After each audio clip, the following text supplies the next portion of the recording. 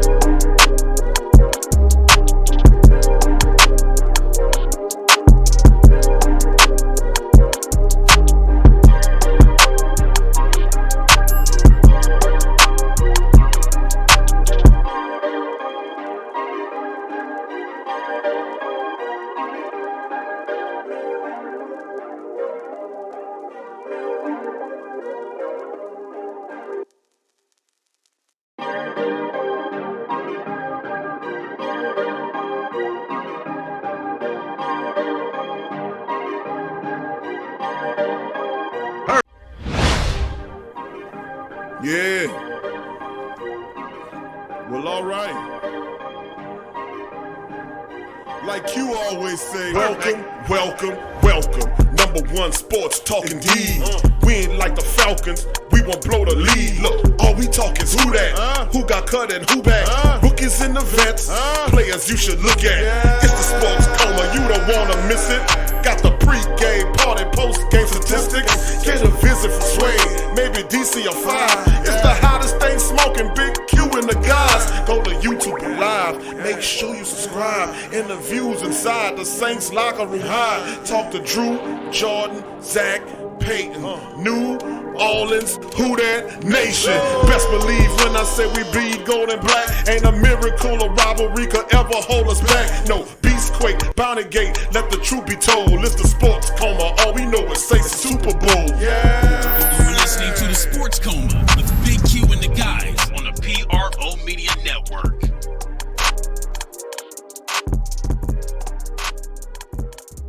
Who that fam? Who that to the family in the building, man? Who that? Who that to the fam, baby? Who that to the family in the building, man? Surprise! Surprise! Surprise stream on you. I told you. Hit that bell. You never know when your boy gonna pop up on you. Surprise to the surprise, man. Big ups to all the family members, man. Thank all the family for joining us today on this surprise stream of the Sports Coma. Man, I tell you, got some news and stuff going on, family. I want to brief with you. A couple of interviews and reactions. Of course, I'm gonna open up the live stream number for reaction for the family to get an opportunity to chime in and express their views upon what they thought about the Saints' big win over the, well, I ain't gonna say big win, expected win over the Chicago Gummy Bears. That's right, the monsters of the Midway, no more. No, you got to get back up there. The Saints took over and put a shellacking down on the Chicago Gummy Bears. And we got some interviews I want to play today from Coach Payton, Latavius Murray, Taysom Hill. And we got a little news I want to go over with you. Not too much, nothing on the injury front, but some news pertaining to the injury. So without further ado, I'd like to welcome all of the family in the building. All the family. Brandon, who that to you? Brandon Davis, who that to you, fam? Larry Williams, who that to you? The right one. What's going on, fam? He says, who that Q? I'm in the building from Orlando. Who that to your family? Paul, what you say that, Paul? Who that to you? Derek, who that to your fam? As the family comes in tonight. Brandon says, if Apple is out, it'll be a loss. Yeah, it would be a loss. But what else is new, Brandon? Guys go down, we continue to win. But most of the things is you got a few guys that'll be coming back. Who that, Jared? He says, who that, baby? I'm still up. Paul says, hey, Q, a baker's dozen. There you go, baby. Demi, good evening, Demi. How you doing, baby? Adrian, how you doing, Adrian? Adrian's in the building as well. Big ups to you, fam. As the family come jumping in. Javier, who that, fam? That boy Apple out. Yeah, you would call Apple a turnover. Use a pastry term. Paul got his starter with the baker's dozen. I guess we can call Eli Apple an apple turnover because he gonna be out for a second. But man, hey man, who that Cody? Who that to you? But I'd like to welcome all the family into a special surprise stream, Sports Coma. I know I was coming at you. I'm still gonna be coming at you on Wednesday. Don't think this is a show for Wednesday. I still got one coming from you. But this is a surprise stream. This is for some of the people that hit that bell. When like I tell you, you never know. I'll pop up on you now. But we got some news I want to go over. This is Sports Coma Live number 43, show 449. Going into our 5th year of covering Saints, Pelicans, boxing, tough Tiger talk, LSU Tiger football, all that, man. We got it all going on. And we got some news for you today. So, Tramal, who that to you said popping up out of nowhere? Surprise! Yeah, we got some stuff, family, we're going to go over today on this very special show. And I want to play some stuff from Coach Payton coming up, but we'll play some interviews from Coach Payton, Latavius Murray, Taysom Hill. I'll go over some news with you guys and then open the phone lines up because that's what this show is for. One neighbor, yesterday I was kind of on a short order. Who that Renal? Who that Shedrick? Who that Jerome? All the family chiming in. Yesterday wasn't able to open the phone lines up to give the family an opportunity to talk. Shandon, who that to you? About how they felt about the Bears, the Saints beating the Gummy Bears yesterday. So I wanted to give all the family members a fair opportunity to chime in tonight. So this is really a show with a little bit of news in it, but mostly it's all about you out there.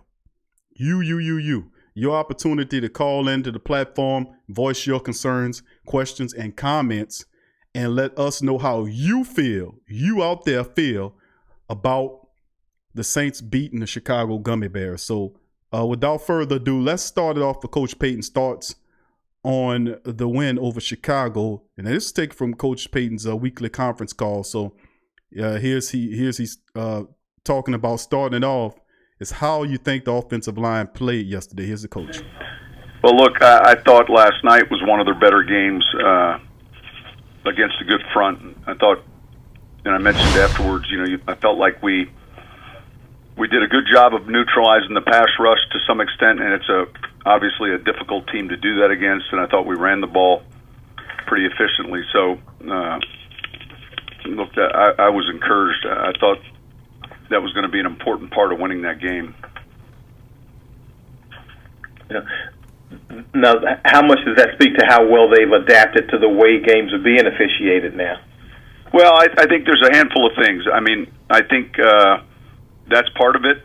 And then I would also say, when you insert a new center and you're starting off the season and playing a new quarterback, that can impact not only the center and the quarterback position, but that can impact the other four guys in the front relative to your cadence, relative to what you're wanting to do with your scheme, run or pass. So I just know each series finishes, and you can sense a confidence in how they're playing. I think we've got tremendous leadership there with Teron and Larry and Ryan and Andrus. Those guys have all been experienced. Good players, and I think that I just felt that during the game yesterday. Sean, with McCoy specifically, we see these like Pro Football Focus things saying he's just ignore the focus. All right. Okay, but still, it just how has he fit in? He's playing well. He's playing well. Some of the transition is just the nuances relative to our game and how you're handling silent count when you're on the road, how you're handling your identification of each front. Of course, there's things that are different from where he played in college to what we're doing here, and then all of a sudden the transition of a quarterback. But he's made that leap or step relative to playing at this level, and I just see him getting better and better.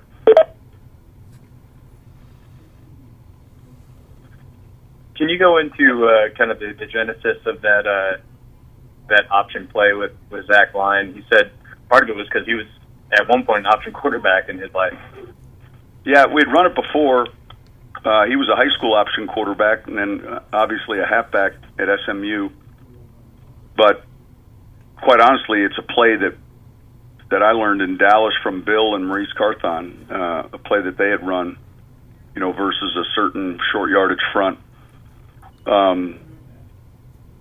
What was different yesterday was, obviously, Teddy was at quarterback and we put Taysom at the halfback position. So there were some pieces that were different, and yet overall, the scheme we've run, I think, a couple times before. And again, I mentioned my exposure to it in Dallas the first time I learned it. Does his history with that, it looked like he executed it pretty well yesterday. Zach? Yeah. Yeah, outstanding. It was perfect. You're taking that correct angle down the line of scrimmage. Your keeper pitch based on the end, and he had a neutral or a forward playing end, and he pitched it at the right time. I thought we handled the perimeter well. Mike Thomas was outstanding blocking, because that's a long play, and it's an alert holding call for a receiver. And I thought Mike did a really good job. And I thought when you watch the film, the right side of our line, we all fit and landmark, the blocks we needed, and it was a good play for us. That's Coach Sean Payton. Thoughts on that great fullback option that he ran the other day. And like I said, man, it was a terrific play, and it got a lot of the family buzzing, man, about that play. So Coach Payton digging deep in the playbook and pull out one on Chicago. Man, it was pretty good, man. Big ups to the family. Join us in the live stream tonight. Thank you. Hit the like button, family. If you're in the building, hit the like button to kind of do it. I know it's a special surprise stream to the family tonight. I know y'all wasn't expecting it, but that's what I tell you, hit that bell for. But anyway, it's been pretty good. Sean Payton chimes in. Let's hit you with Latavius Murray, what his thoughts were on the game as well. Here's Latavius. I just read it out. My eyes take me, and my feet follow. So I can't say whether it's something I'm doing before I read it. To be honest, I never played a different way. Call that instinct? How do you Well, you got to have vision. You know what I mean? And like I said, your eyes gonna see what you see, and you just make sure your feet come with you and make you play. This game was kind of made for a guy your skill set, like your style of play? Well, I just think it was a physical game, and I think we knew we wanted to establish, an identity, especially up front, and they did that, moving the line of scrimmage, creating a new line of scrimmage. So, I'm a big guy, but, I just try to make sure I'm doing my part and falling forward. That's Latavius Murray, family, chiming in. He's a big guy who does his best to fall forward, and he's doing it well. He falling forward to a tune over 4 yards a carry. That's big. Who that to you, Joy? Who that to Joy and Isabella? Who that to the family? Good to see y'all out there. Who that to you? Joy says, they balled out, let Drew rest. Yep. But the thing about that is, though, Joy, and we're gonna go into the chat and answer questions, concerns, and comments. Cause I see a few questions and concerns from the family members in the chat. We're gonna get into it. But the Drew Brees thing, man, is still up in the air, even though there's conflicting reports.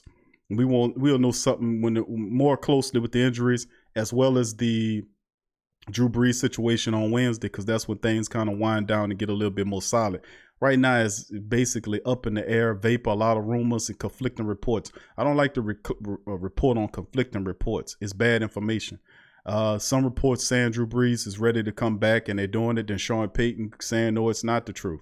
You have Drew telling people, yeah. You have Sean Payton saying no. So something's going on. It's misdirection or miscommunication. Maybe it's a play to shake up the Arizona Cardinals, knowing Sean Payton and how Sean Payton operates. This is probably a ploy by him and the staff to confuse the hell out of the coach of the Arizona Cardinals, so they don't know who the hell to prepare for. Knowing my coach, that's how it worked, man. And that's what he's doing right now. I refuse to say that communication is this bad. It's misdirection. But anyway, let's get to the last of the interviews I wanted to play for you guys today. And let's get that tooted up. Here's Taysom Hill. He'll tell you a little bit about his thoughts about that Taysom Hill option, that fullback option. Here's Taysom Hill's thoughts on it. I got to talk to you about that drive there where you catch the option pitch from Zach Line, and then you catch the the wide receiver screen there around the goal line. It seemed like that drive, the creative play call was really on hand there. Yeah, I mean, look, you never rule anything out with Coach Payton. So if he puts something on the script, you better be prepared to run it. And Coach got creative with us, and it was a ton of fun. You kind of wound up as a tailback there, and then, I mean, it looked like Zach knew what he was doing. I know he played high school quarterback there, so it was a pretty well executed play. Hey, let's not say too much about it. We don't want Zach to get a big head. No, it was a great play. You know, Zach's done that before. It's first time for me being the pitch guy, but Zach did a great job of reading the defensive end there, and we were able to get a big play out of it. When you're looking at these game plans just for the last couple of weeks and what's getting drawn up, when you're looking at it, you go, man, these are some kind of creative plays that coach is coming up with. I would say initially, yes, maybe last year, but now I'm not surprised. I kind of go into a game week with an expectation there's going to be something that coach has up his sleeve, and they've done a great job of, just having a play designed that the defense isn't prepared for, and then having the right instinct of when to call it, and that's what we saw tonight. That's Taysom Hill, family, is he's breaking down his thoughts on on the game, on the play, on Coach Payton's strategy. And it just goes to show you, man, the Saints and Coach Payton, they're going to continue to turn heads and do things to confuse the hell out of the opponents, because we know that's exactly what it is. But that's a few of the interviews I wanted to play for you, just to give you a little insight on what the coach was talking about. And from the horse's mouth, both Sean Payton and Latavius Murray with that. And also, just to get into some of the other news that we're going to talk about today, is I want to go over some of the Saints snap counts, just to give you a little indication on how it is. Chauncey Gardner-Johnson was ready to step up. Of course, he was second on the team in tackles. And on Sunday, the Florida product, he had 59 of the Saints defensive snaps and 20 special teams plays, racking up more time than any other Saints player. So get that. Chauncey Gardner-Johnson had way more snaps than anybody. He officially got to start lining up with next to Laddie Daddy and Eli Apple and Bell and Marcus Williams. Those others played 100% of the Saints defensive snaps as well. And, of course, by the end of the game, Gardner had 6 defensive tackles, 2 tackles for a loss, a quarterback hit, 2 pass defense, and 1 special teams tackle. He was tied for the lead on the team in tackles for loss, and he was second on the team overall in tackles behind Brian Bell. And it was pretty awesome in the game. He had a really nice open field tackle of Tariq Cohen and even kind of made fun of his height. And, we covered that on the last show, man. But it was terrific, man, that and him bringing down Johnson, then the hit that he had on Anthony Miller as well. And it was pretty good, pretty awesome. Running back Latavius Murray, he had a good night as well, filling in. He had 65 offensive snaps. That was 83%. The snap count was a career high for him, of course. We know he carried the ball for 27 times for 119 yards. He had 2 rushing touchdowns, 4.4 yard per carry average. Falls forward, get you 4 yards is something I always keep saying about Latavius Murray. And it's just what he does, man. He gets you. He's a red zone beast. You get him in the red zone, anything inside the 20-yard lines, you got to tap. It's 3 or 4 carries, 3 or 4 guys into the end zone with you. So, I mean, big ups to Latavius Murray and big ups to Sean Payton for giving our opportunity to show what he can do. Zach Line usage was trending up with Sunday, too. We called that as well. Line was on 28 plays for 36% of the offensive plays, the most he played in the game in the Saints uniform. Picture that. The percentage ties for the 4th highest of his career, while the sheer numbers of plays is second. He finished the game with 1 carry for 3 yards, 1 catch for 12 yards, and, of course, he had the little option to Taysom in the game.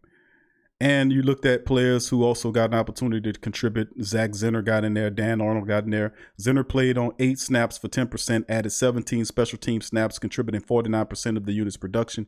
He also played more than running back Dwayne Washington, who's been the third string guy behind Kamara and Murray all season. Washington played on 1 offensive snap and 22 special teams plays. Zenner rushed for 1 yard and added 1 reception for 6 yards. I just can't fathom how Dwayne Washington must feel. Of course, he contributed to stay on the team through the special teams play, but really the man is a running back. And he's set behind Latavius Murray, and obviously a lineup in depth don't really mean too much, especially if you're running back. He should have got more snaps than what he is, but Zach Zenner got an opportunity to get in there over him. And that's kind of unfair, but you know, I guess that's just how it is. Arnold played on 19 offensive snaps for 24%. He had 7 snaps on special teams for 20%. And Bridgewater attempted to throw a pass. Arnold's win the 4th, but it fell incomplete. And then the rookies, McCoy played 78 offensive snaps. He was penalized once in the first quarter for holding. Deontay Harris was on a season-high 9 offensive plays, added 11 special teams plays. He did not have a pass thrown his way. Finished the game with 5 punt returns for 46 yards and 3 kick returns for 54 yards. And, of course, he had a 65-yard he took to the house, but it was called back because of a bull crap call by Zach Line talking about he was holding. That was absolutely terrible. Even the coach spoke about it. Defensive end Carl Granderson played 20 snaps for a season high. His previous best was 9 against Tampa Bay. He finished the game with 1 tackle and played 15 special team snaps. Saquon Hampton, who's been on the 53-man roster all season, but played for the first time Sunday. He was in on 18 snaps. 21 of them special team snaps, and he did not record any additional stats. And, of course, Shai Tuttle played 14 defensive snaps, 3 special team snaps, also didn't record any additional statistics. Little indication on the snappage, as I like to call it, of some of the players. Now, going forward to the Saints working out free agent cornerback Kevon Webster. I remember I was high on Kevon Webster when he was in here during training camp, mini camp, training camp, and then going through training camp.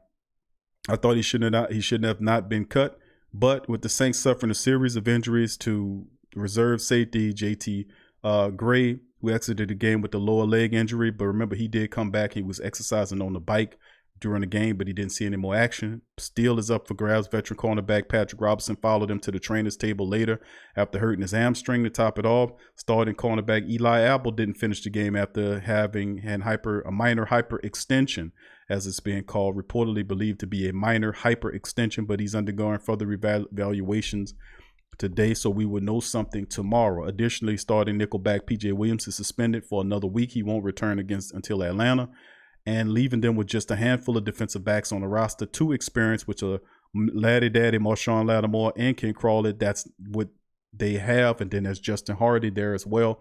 And then there's it's Marshawn Lattimore.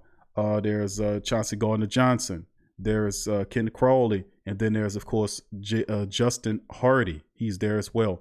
So the Saints had the idea to say, you know what? And we spoke about this on the previous show, that the Saints could very well go to a veteran defensive end in the interim until some of these guys get healthy again. And they did host, according to the NFL, this was reported by Ian Rappaport of the NFL Network, that the Saints hosted free agent cornerback Kevon Webster.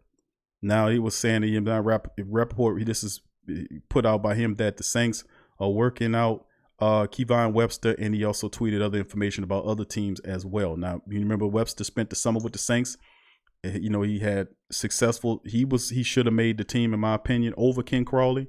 But see how things give opportunity to rectify themselves. So he spent trying out early in training camp. He was released on August 30th, I think it was. Then New Orleans was his 14th in 4 years, following stops with the Texans, the Rams, and Broncos now, before he had a series of lower leg injuries that kind of halted his career. He's been healthy, and we're looking at him possibly being a guy that can come in and help the Saints in the interim. So how real is it? And I know some of the family members are asking in the chat whether or not it's a big deal of do we think we'll sign Kevon Webster?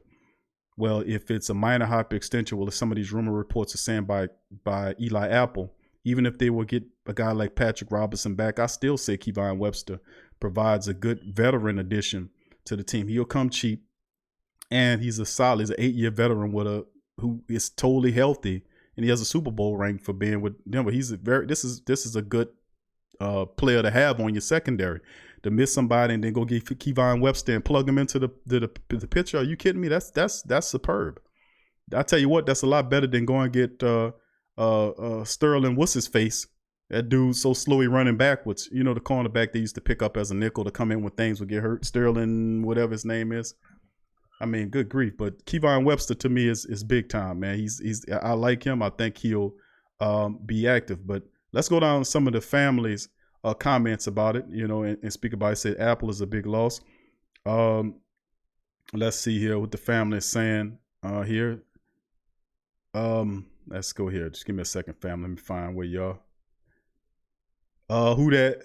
Nika says people keep downplaying this when like the Bears D is soft. Shaking my head. Who that? Thank you, fam. It's just morons, man. You're not going, and that's the thing about some of these people. You're not going to convince them. They just got stone brains. Brain not able to flex, and they'll still be talking mess about you when you're hoisting your team's hoisting the Lombardi and you're celebrating in the streets. I mean, it's just not form. Jamal says only thing about Murray is he's tripping soon as he hit the hole. No shoestring tackles. I mean, I've seen a few times where he tripped, but the majority of the times when he hit that hole, you can see him, they trying to take his feet out. That's the way they try to take him. And there was several times where he was able to dodge and dip and move and miss a guy shooting at his legs. So I got to give him credit. But even falling forward and tripping, he still gets you 4 yards. I mean, I don't have any complaints about that. Excuse me. Tramal says, this is confusion tactic, Q. Yeah, you're right. They confuse him about who's going to be playing. No doubt about it. That's classic Sean Payton, man. Classic misdirection, classic misinformation campaign to make you think, okay, that's two different quarterbacks to game plan for. We got a game plan for Drew Brees or we got a game plan for Teddy Bridgewater. Classic. And he's probably going to keep that all the way up into the game. Well, they're going to make Drew active, but not going to tell you who's going to play right up until the game. Watch how it goes.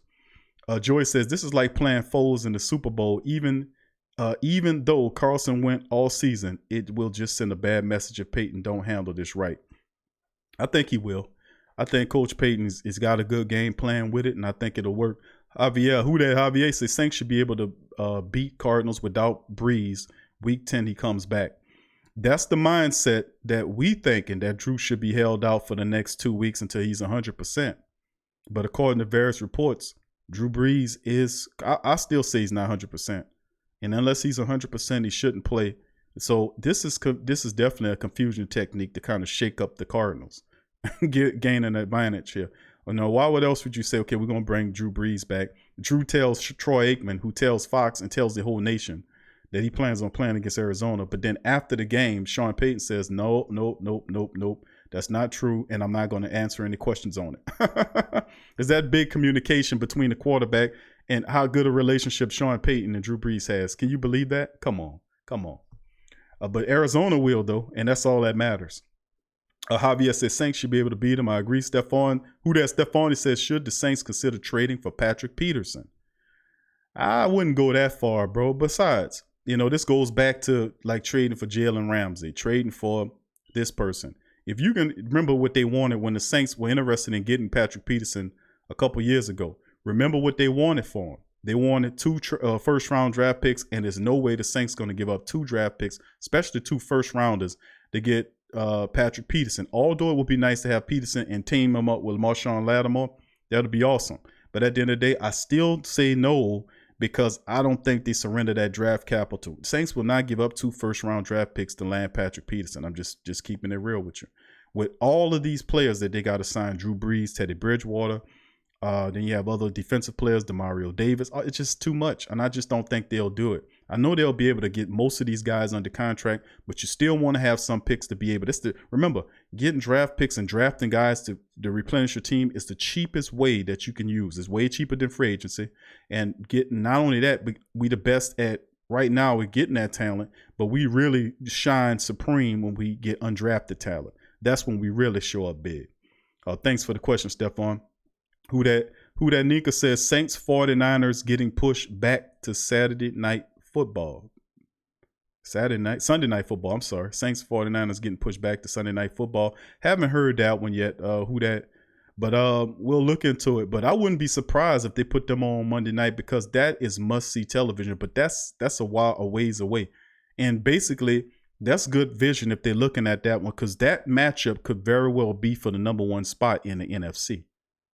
The 49ers, about time the 49ers can keep playing and they ain't fool's gold. No, well, I guess I am implying it, because I think they haven't been tested yet. But if they are looking to push that game to Sunday night football, that would be smart, because that game, if 49ers hold, that game will be for the number one seed in the NFC and in the NFC playoff system. So I would definitely say that'd be a good move. Who that, Renault? That's what I think. We don't know. I don't think he names a starter, so Arizona has to prepare for both. Jamal says Kamara should sit out another week. He will, and he should. Larry Williams says Chauncey had a great game. He did. Joyce says Lil Buddy balled out. Jamal says PJ should be benched when he comes back. Larry says we shouldn't rush no one back. I hear you, Larry. Metalhead, who that fam? Joyce says, and ran that mouth, LOL. He said, who that coin? Metalhead interview with Drew, y'all. Seen it. He said he might play. I don't know for sure. Barack Longmire, who that fam? He said, what up, Q? Undisputed didn't even talk about the Saints today. It was all about the meaningless Cowboy win. Saints disrespect is real, shaking my head. Turn them off. Turn them off. If they don't respect your club, appreciate you there, Christopher. Appreciate the donation, fam. Thank you for your donation. Thank you, Christopher. Appreciate that, family. We'll put it to good use here at the platform. Thank you, sir. Now, to get back into that, Baraka, turn their asses off, man. And that goes for the entire Who Dat Nation out there. Turn them off.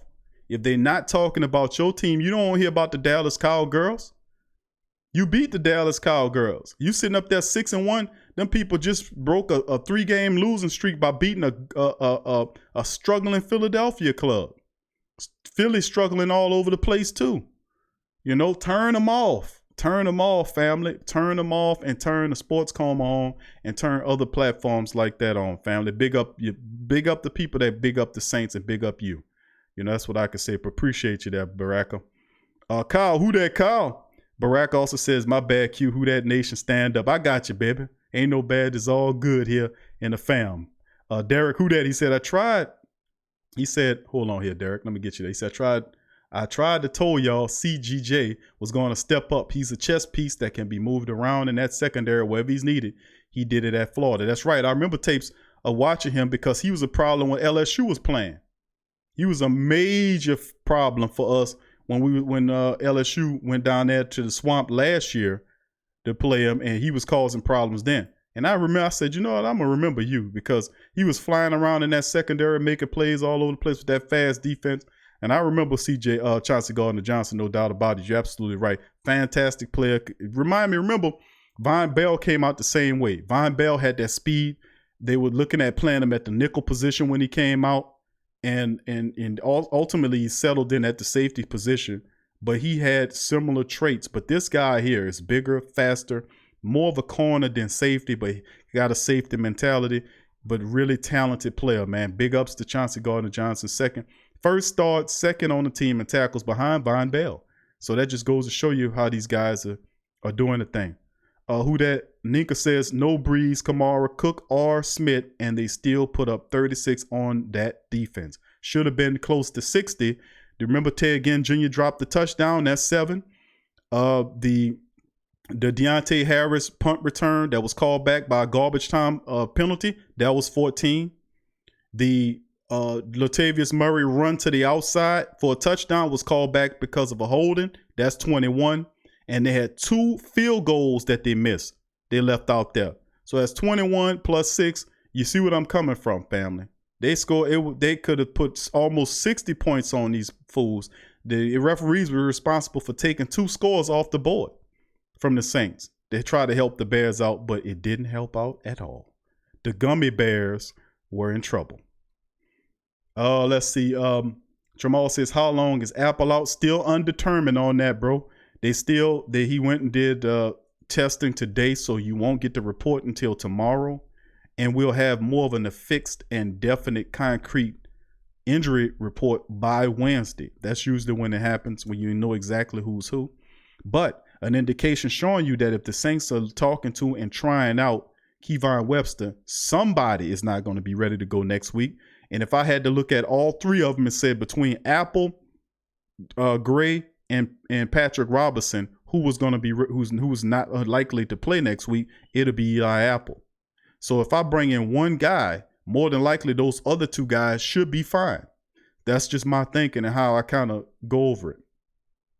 Who that Nika says, people acting like that ain't even impressive, like we supposed to dog walk the Bears. Shaking my head. I know, but see, it was good to us because we improved to 6-1, but we knew we was gonna beat the Bears.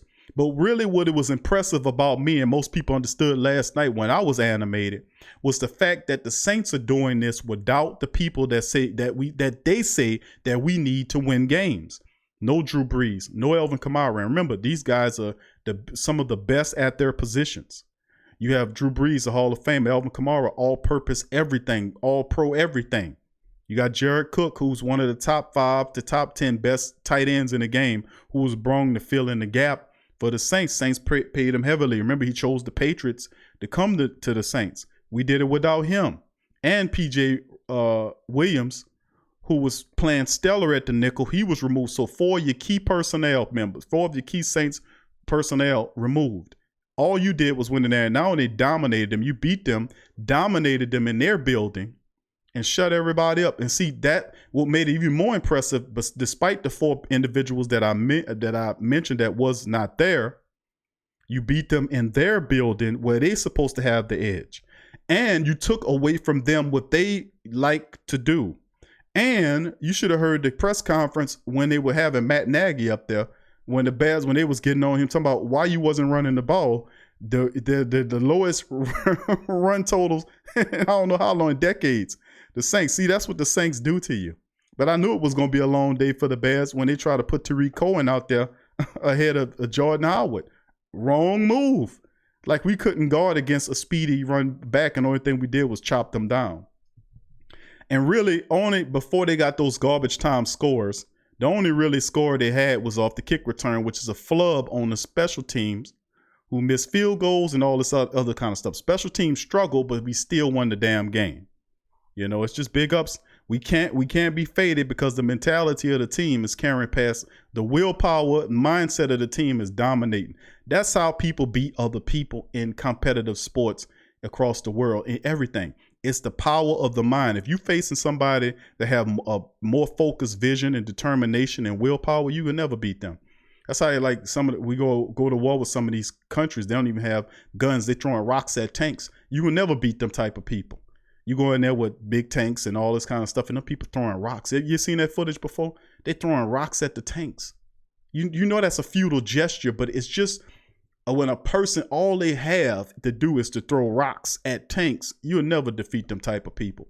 Because with the mindset in their heads that regardless, I don't even have what it takes to beat you, but I got heart and I got power. I got my willpower, and I will not relent. And this is some of the things that how most people win in life and win, period. The mindset of the Saints team is the same way. Regardless of whatever circumstances I'm faced with, I am going to win. You can lose my quarterback, my running back, all pros, all pro tight end. All I will do is win, DJ Khaled.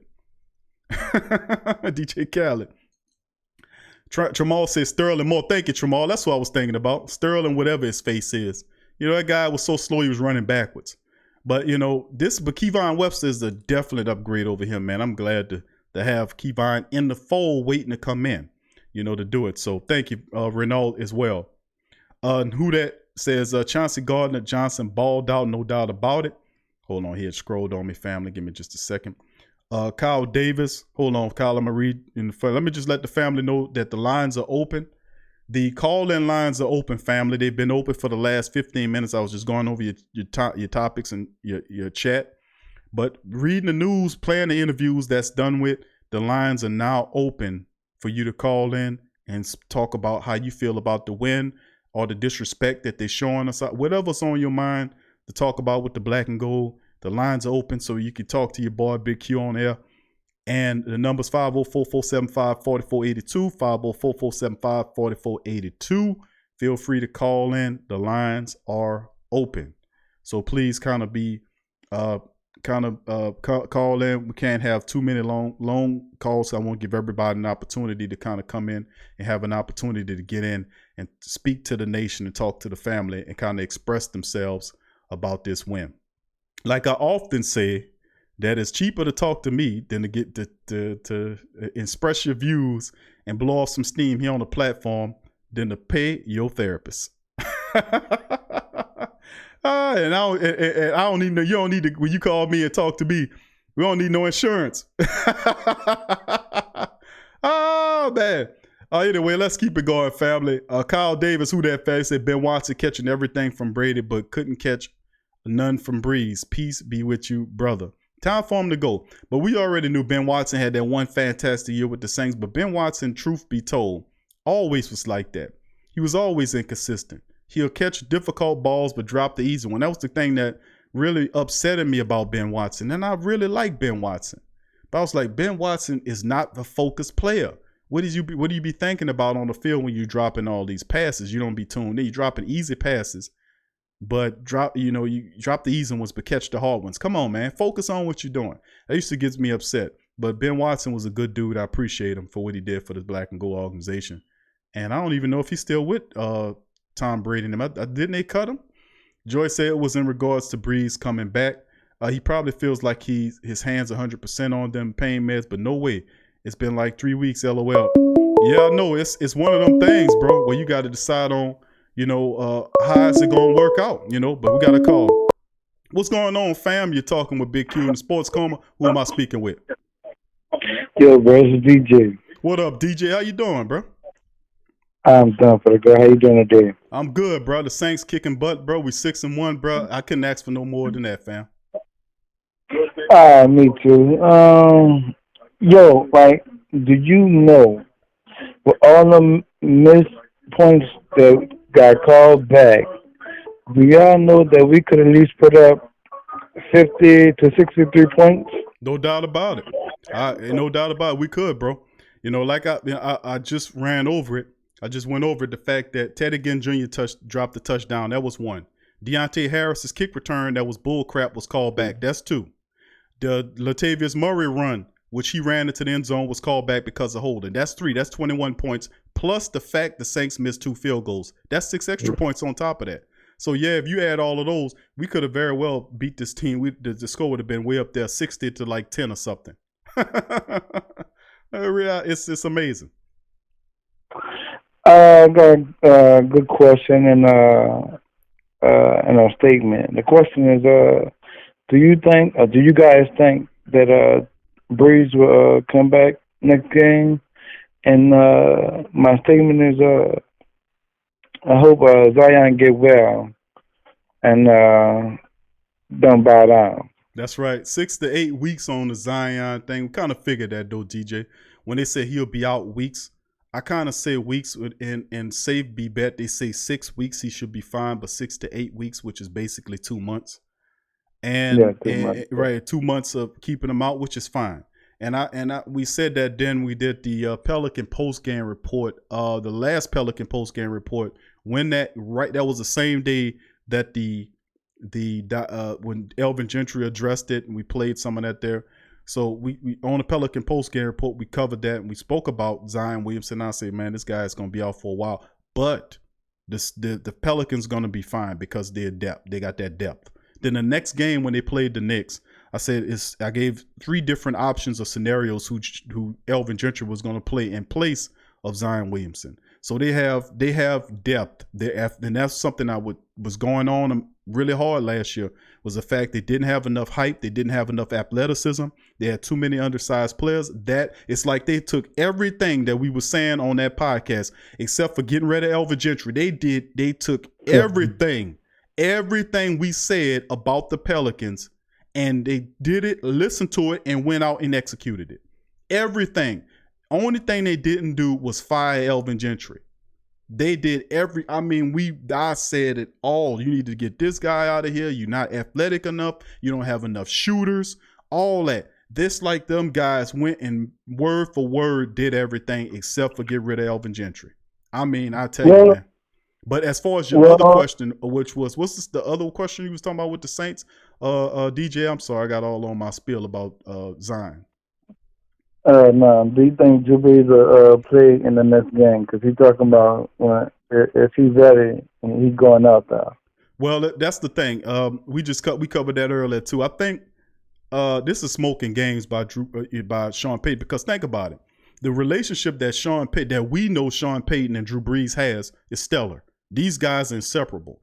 They're on the same page. They're awesome. They got a great relationship. How is the communication so bad where Drew Brees comes out and tells Troy Aikman and several other reporters that he intends to play, that he's well enough to play against the Arizona Cardinals next week? And then the same reporters in the post game, right after the Bears game, turn around and ask Sean Payton, hey, Drew Brees says he's playing in the game against the Arizona Cardinals. And Sean Payton shakes his head, said, nope.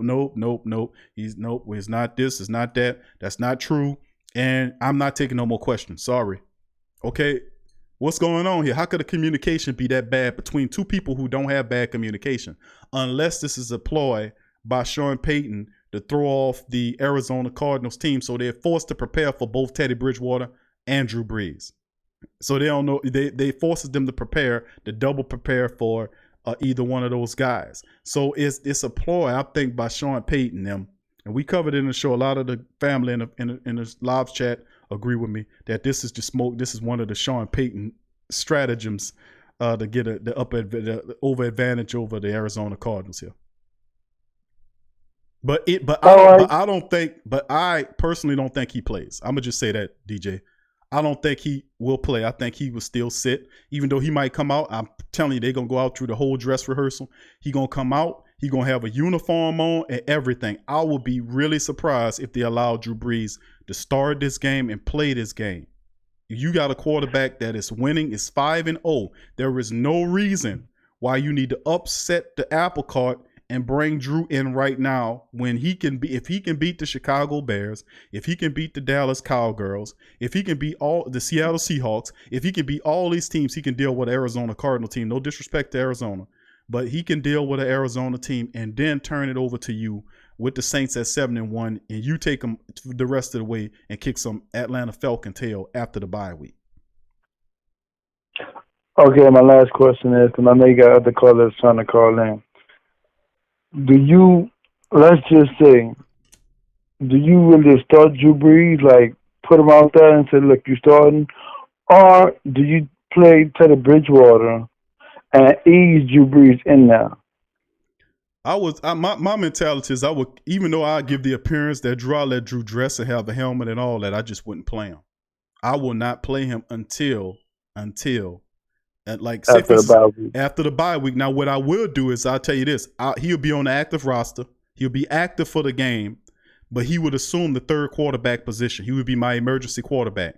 Then I would utilize Taysom Hill in the Taysom Hill packages. You see Mo Taysom employed out there, playing a little tight end, playing some special teams again, playing wide receiver, playing wherever you need him. That's what I would do. I would have Drew active as an emergency quarterback, but would not use him. I would not use him, but I will use Taysom Hill like I was when Drew was healthy. So this is what I would do, because it creates everything. Let Drew do the speech. Let Drew come out there with the helmet on. They don't know. Then Teddy takes the reins. Then I put Taysom Hill back in his regular role with Drew as the emergency quarterback. That's my call on that. All right, man. You keep it easy. Thank you, DJ. Appreciate the call, fam. Big ups to you. Who that? You too. That's DJ, man, calling. Appreciate you, DJ. Good call. Good questions. DJ always gets some good questions and comments, and I appreciate the fam. And DJ and 985J, just to make mention of, those are two of our September winners of our console giveaway for the family. And DJ is a proud winner of the PS4 giveaway of the game. He won the game. 985J won the console. And yes, we are giving away the Maddens coming up this week. Next week, I think we might change it, and there'll be a live, it'll be live or something like that, or 2K or something like that. But that's just to let the family know. You can look in the stream and in the chat to get it. Here we got another call coming. Let's see what we got here. What's going on, fam? You're rocking with the Sports Coma, listening with Big Q. Who am I talking with?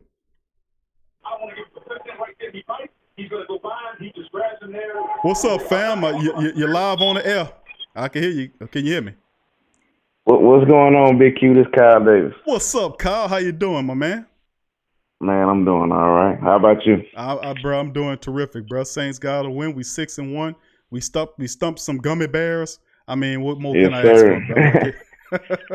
Yes, sir. Well, I got one question. I ain't gonna be long-winded like I usually be. But okay. Breeze get in his rhythm.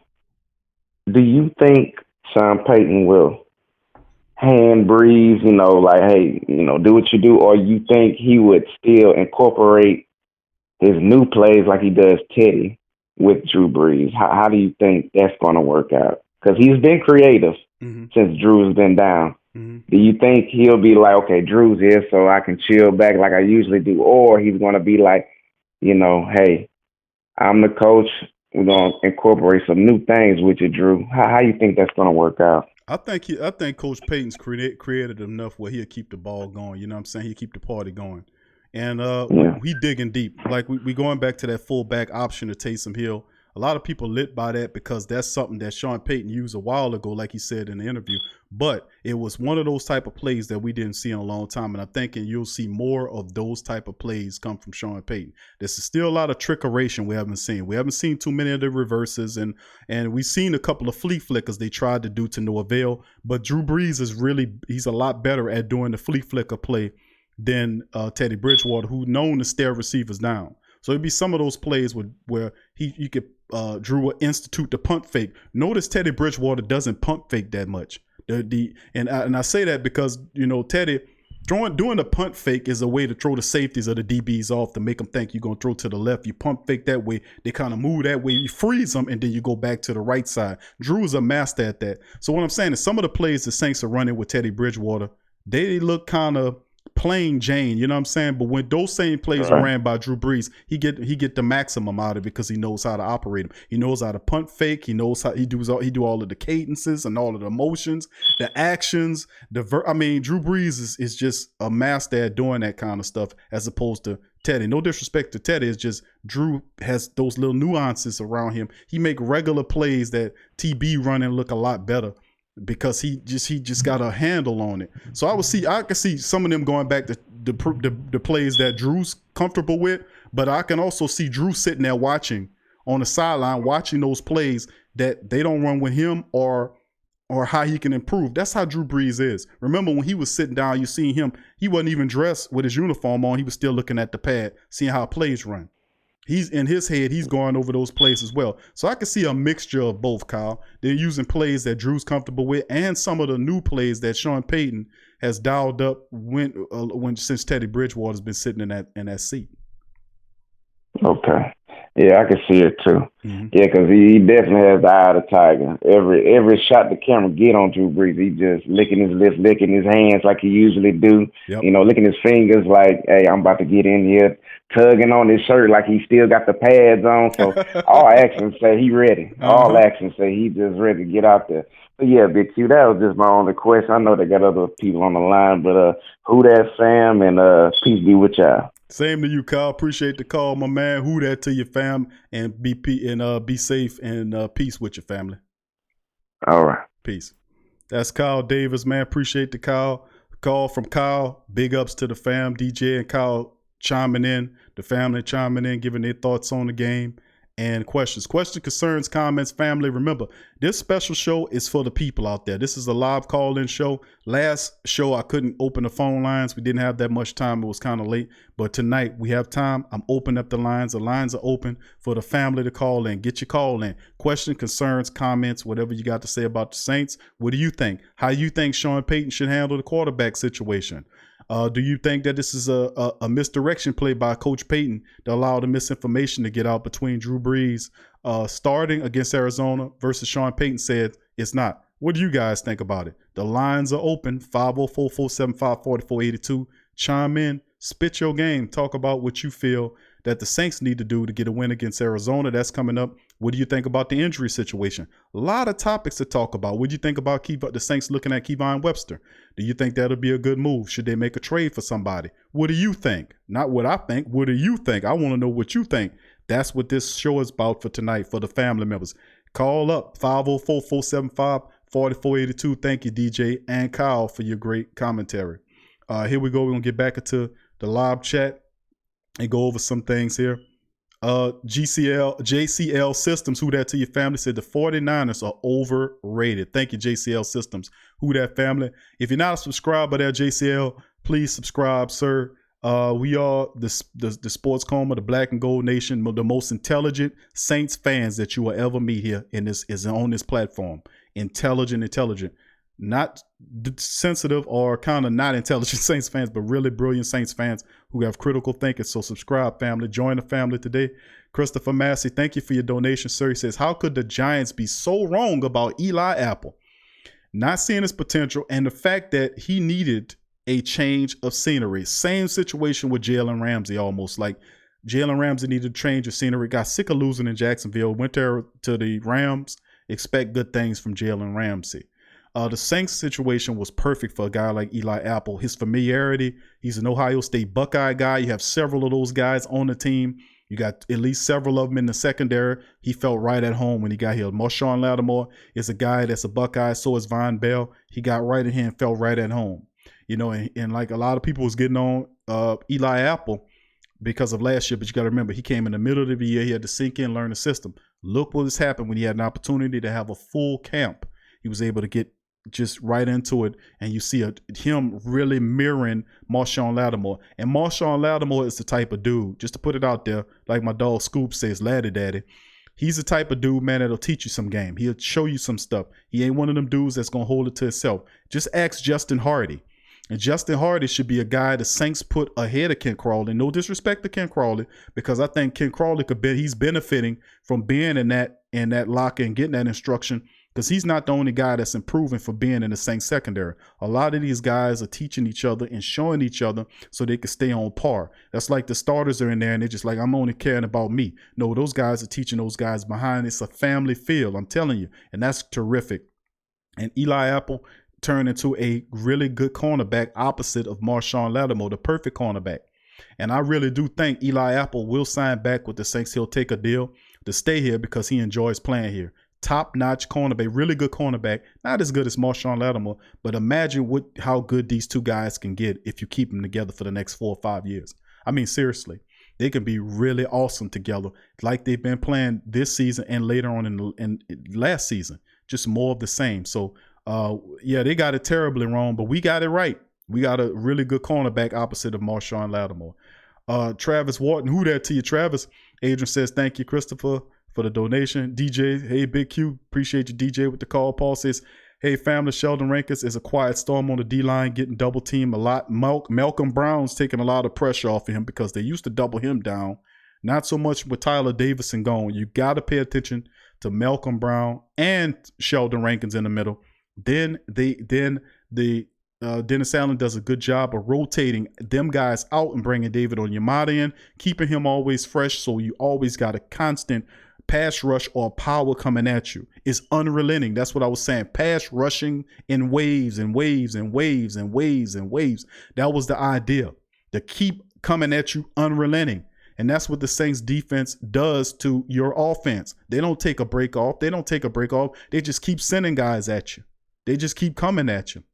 And they're fresh because the Saints have the ability. They played Shy Tuttle. They play Sheldon Rankins and rotate him with David Onyemata. They throw in Mario Edwards Jr. if they need to. They play in Carl Granderson as I ran the snap count for you. So like I'm saying, they coming at you in waves and waves and waves and waves. And that's difficult to deal with. Dwayne Thompson, who that family, says somebody needs to tell Michael Irvin, Kurt Warner, Steve, and Rich they don't know our Saints. Dwayne, I've been yelling them, telling them that, bro, for I don't know how long. They sit up there with their noses up in the air and talk about this, that, and the third. They don't have nobody. Maybe Heath Evans is the only guy that'll tell you about the Saints. And I don't know if Heath Evans is still with them, but we don't see Heath Evans like that anymore. But he was one of the guys that would tell it like it is about the Saints organization. It's different than most organizations. The Saints are a lot different than most organizations. And I'm not disrespecting the Niners or the Seahawks or any of those people's teams, but I'm saying it's a different effect when you're dealing with the team. It's a different feel.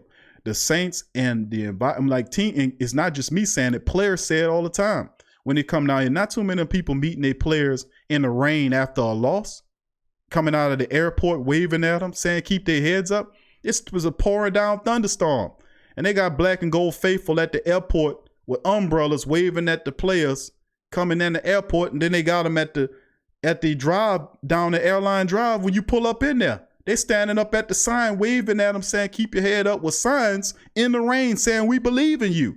You know what that do to somebody? You know what that do to a player? Say, man, look at these people, man. These people in the rain with signs saying they believe. They ain't have to do that. They could have been sitting home in their house. I'm telling you, it's a difference here. But thank you, Dwayne. I've been on that, Dwayne. I've been blasting their ass 8 ways from Tuesday, bro. But the only thing you can do, I'll tell you what you do, Dwayne. Take the link of the show and put it in the comment section. Put it in there. Just take the link of the show and shoot it at their ass. That's what you do. When you see everybody out there, when they hear somebody with Saints disrespect, take the link of the show and send it at them. That's what you do, because that's how they wake their asses up, to let them know that we know you competence, man. And I'm not out here with a message to hide from you. I'm telling them to their face you don't know what you're talking about. And if you won't get on here and talk to me about it, I'll talk to you about it. But then they'll avoid you, man. They'll really avoid you because they don't really know what they're talking about. It's all a game, man. And that's what I'm about, blowing that shit apart. Excuse my French. Got me hot right quick. Because them people supposed to be pros. They're supposed to be Hall of Famers. But they consistently and get it wrong all the time. How you a pro and you been in there and you're a Hall of Famer and you getting it wrong? How? And you supposed to know football. But I ain't playing the NFL, and I don't have to play in the NFL to know football. I played at the high school level and could have went to college to play. I chose a different path. But at the same time, I understand, man, about football, because it ain't hard to understand football. They might try to pretend like, oh, it's complicated in the verbiage and the X's and the Y's and all that stuff. Man, that stuff is simple. The only thing it takes for you to sit down and study it, and you'll learn it like they learn it. Come on. It ain't hard to tell. You know, I tell you what, it'll be tougher for you to learn how to be an auto mechanic than it would to be able to know how to run plays in the offense. I mean, come on. It's a child's game that they overcomplicating. That's what it comes down to. But we love our Saints, but if they're not getting in fair shape, and I tell all the family out there that's on the live stream, take the link and put it in their comment section and blast their ass and say, you don't know what you're talking about. You are a confidence man. Y'all don't know what y'all talking about, and we turning your ass off. Then I tell you what, because they all about the money anyway, they're going to start trying to give you more and more Saints stories. That's what they do. But 20 minutes a week of talking about the Saints is not enough to appease me. I'm sorry. When you spend a days talking about the Cowboys or the Rams or the Patriots, man, get out of here. Thank you, Dwayne, for that. Tramal said there are Winnie the Pooh Bears. I like that one. Jarrell Bledsoe, who that to your fam? He said, don't forget Michael Thomas TD. That was called back too. Good one. See, man, we blowing the doors off them chumps. That's right. Yep, that's right. They said he was down or something, right? Remember that? Didn't they say he was down or something? And he got to be ran? Oh, he was down. I mean, it's just, they just taking all type of stuff, but we still winning. We still whooping them. That got to be making them upset. Subscribe, Jarrell, if you're not a subscriber. Join the fam. Who appreciate the comment. Tramal said, P. Rob, find a way to get hurt. Yeah, it's just bad. I don't say bad luck, but you know, you got to be prepared and ready to go. And having a hamstring injury like that, that's something that you can control by stretching. I talked about this yesterday with Bruce Lee's book. We talked about stretching and all this kind of stuff in the last show about Bruce Lee. I remember reading this book. It was the only book that he had. And he wrote it when he was sitting up. He had an injury during a movie and he was hospitalized in the bed. He wrote a book about injuries and how to overcome it. And he said a lot of professional athletes having hamstring and muscle tears because of poor stretching. You can't expect to run 2 or 3 hours a day off of 20 minutes of stretching. Don't work like that. And Bruce Lee was basically breaking that down, saying that you got to stretch. You got to give a proper amount of time to stretch. And some of these injuries would disappear. That's what he's basically saying.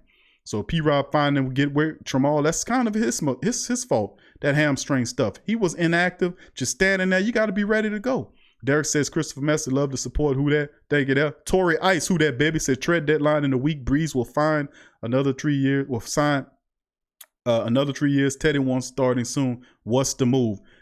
Signing Drew Brees is the first move. That's number one. Priority number one is signing Drew Brees. That's a Hall of Fame quarterback. He gets you to the, if you got Sean Payton for 5 years, and I said this when they signed Sean Payton, don't think that Drew Brees is going to say, okay, well, you got Coach Payton here. We got Mike Thomas here for 5 years. Why would I just take a 1 year deal and stay here? You know, look for a couple year deal, maybe a 2 or 3 year deal, a 2 year deal with an option for a third or something like that. As long as Drew Brees is playing at a high level, I would never let him go. And besides, he's going to stay at a high level because he's competing with Tom Brady. And when Tom Brady retires, they both going to retire at the same time, because Drew ain't setting all these records on his legacy to then retire or get out the way and let Tom Brady catch him, because Tom Brady right behind him on most of these. So Drew Brees is going to keep setting him the bar high because that's his legacy. And he's going to play as long as Tom Brady's there. You watch what I'm saying. People say, well, no, Q, he's going to leave. He's not going to leave. He's a competitor, man. If you're a competitor person, you're going to look for somebody to compete at that level. That's his competition. Tom Brady is up there with everything Drew's up here, and Tom's right up under him. Drew's not going to leave because that's his legacy. His legacy is to prove people wrong. He's a short quarterback. You can't do this. What'd he do? Take all their records down. He's not going to get up there and stop to let Tom Brady catch them. No, hell no. That's just not how competitors think. I'm telling you. But number one would be Drew Brees, getting him down to a multi-year deal, preferably a 2-year deal with a third year as a team option. That would be me. Now, how long we get Teddy Bridgewater? The truth be told, I wanted to talk about this in the last show, but the truth be told is I think Teddy Bridgewater, his performance over the last 4 or 5 games is going to price him right out of New Orleans. That's the reality. The Saints will sign Drew Brees back. That's their first priority, not Teddy Bridgewater. And Teddy Bridgewater might be finding himself another team next year because they're going to come after him. Remember, both of these guys are undrafted. And of course, Teddy turned down playing for his hometown team to stay with the Saints because he's seen a role here. But if the Saints sign Drew Brees to a year or 2 years, you think Teddy Bridgewater is just going to sit there and pass up the money that a team like Chicago probably going to throw at him? A team like probably, the Colts might be looking for a quarterback. They might not feel Jacoby Brissett's the dude for him. You might look at Denver. Denver's struggling with quarterback. Teddy Bridgewater's there. They might not want to go with a rookie. They might want to say, okay, we got a guy that's 4 or 5 years in the league. Teddy Bridgewater's a young quarterback. He got playoff experience. He knows this and that. Let's give him a groundbreaking contract. NFL stands for not for long. So his value will never be as high as it is after winning these and going undefeated in the Saints offense. Trust me, they're going to have teams out there that's going to throw a lot of money at Teddy Bridgewater. We'll see if he can turn it down. I'm telling you, he might have priced himself with these wins. See, that's a byproduct of winning games. People pay attention to you and they look to steal your players away. Teddy Bridgewater could be the first casualty of that mentality, of that situation. He might have priced himself out of the Saints, out of the Saints' reach with his performance in the Saints offense during the span of games. Just telling you the truth, fam.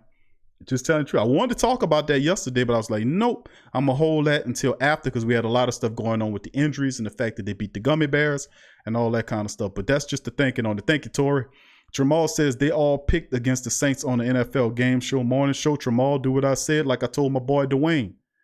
Take the link, put it in their comment section and tell them shut the hell up. Listen to somebody who know the Saints. That's what you tell them to do. And turn their asses off. All of them, they don't know who the Saints are. That's what I'm saying. That's why we here. That's why this platform is here for the Saints Nation, because we don't get a fair shake. We constantly disrespect it. Like I said yesterday, when they show highlights of people playing, don't they show your team getting beaten touchdowns? Then they show you the Saints getting beat and people catching touchdowns on them. Don't you see that? Don't you see that? In the highlights, when you turn NFL Network on, just pay attention. You'll see highlights. They'll show your Saints, but they'll show somebody catching touchdowns on them or running touchdowns on them. They disrespect you. You're a joke to them. I don't play with people that disrespect me, man. I don't play with people. I get away from them people because I don't want that slap the hell out of them, for playing with my intelligence. So I stay away from that. I stay away from that whole arena. But that's my advice on it, Jamal. Derek says, Chris, let's see, where I was at. Torres says, trade Teddy or Taysom. I wouldn't trade neither one of them. But I'm saying Teddy could be pricing himself. With this winning streak, he's going to price himself out of the Saints' reach. I'm just telling you the truth. They're going to have a team that come and give him multiple years, 3 or 4, 5 year, give him a 3 or 4 year deal with big old cake to sit on top of a team that just need a quarterback. You're looking at a team like Denver. They got wide receivers, running backs, defense. They just need a quarterback that know what he's doing to sit on top of that, and they'll be a contender. You think a guy like Teddy Bridgewater, who wants to start in this league and to run a playoff style team, wouldn't turn that job down in Denver? If they got rid of Trubisky in Chicago, you think he wouldn't turn that job up, go up there and play with Chicago when he been beating them since he was in Minnesota? And he looked comfortable playing in the grass than he do in the dome environment. To be honest with you, I was looking at him and said, damn, he look a lot comfortable moving around in that grass.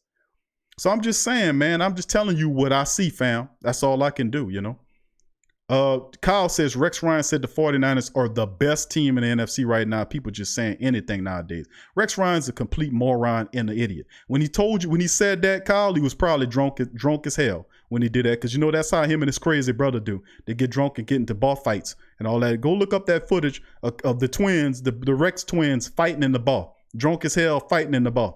You got this other one with all the wild hair, with a big old beer belly, both of them big old guts out to here, running around fighting in the ball. Them big guys crazy, man. Them guys out of their minds. I wouldn't take nothing they say serious. JCL System says Latavius Murray balled out. Absolutely. Larry says trade. Kyle says, who had the 49ers played that are worth talking about? I'm saying fool's gold. That was my statement on them. We'll see them really soon. In about 3 weeks or so, 3 or 4 weeks after we go to our divisional schedule, we'll see them 49ers and see what they're made of. We'll see what they get. We'll see what they're made of. But I still say that they'll have a problem dealing with the Rams. I think the Rams will be able to get a hold to them. They got to win there. But I'm telling you, the Seahawks is the strength of that division. And you're looking at Seattle and Los Angeles. They're struggling right now, but Los Angeles is going to gain their weight. They're going to gain their weight in that division. And Seattle and the Rams are my pick to come out of there. The 49ers are balling right now, but I'm telling you, the test is yet to come. The Saints are on the horizon about 4 weeks or so from now, and we'll see how good they are. We'll see. But it's fun, though, getting those 49ers, the Saints 49ers games rekindled. With the Saints good, the 49ers getting back good again. It'll be really good to see the 49ers and the Saints rivalry rekindled. Not just going back past the Jerry Rice rivalries we used to have to them, but remember the Saints were rivaling them when Drew Brees was here, when they had Kaepernick and all them going on there. Remember that intercept capture game when the Saints was going against the San Francisco 49ers for the opportunity to move it in the deep playoff race. We lost that game barely, but we have some battles with the 49ers, and it's fun to see the 49ers come back alive again. I'm just saying, I want that rivalry so we can kick their butt. All right, let's keep it going, family. Remember, the lines are open, family, for you to call in. 504-475-4482. Lines are open. Remember, this is for you tonight, for you guys to get y'all call in. Questions, concerns, comments. Lines are open. Call if you got a question or a comment, a concern. What do you think the Saints should do about the cornerback situation? What do you think about the Drew Brees situation? Thank you, Donovan. Appreciate your family for your donation. Thank you, sir. Appreciate it. We put it to good use here at the Sports Coma and the PRO Media Network. Thank you, my friend. Appreciate you. Once again, always Donovan and other great people like Donovan always represent. Thank you, sir. 504-475-4482. Feel free to call in and talk about it, family. Talk to the nation. Let it be known. Going back into the chat. Let's see what the fam's talking about now. Let's see, where did I stop off at? Cody says, and Vegas gave the Saints a +3. Torrey says, no one's looking at the fact that Brees will not be retiring soon. Teddy's stock went up. If I was the GM, I would be making a call. Teddy want to be a starter. That's true. And I would be surprised if Mickey Loomis chose to trade Teddy Bridgewater right now. I don't think you trade Teddy Bridgewater. I think you hold on to Teddy Bridgewater for the simple fact because of what happened early in the year. You don't want to give up Teddy Bridgewater because you want to use Taysom Hill in the utility packages that make the offense and the special teams so explosive. So we got to remember that. The Saints employing this strategy of using Taysom Hill, you need a viable backup.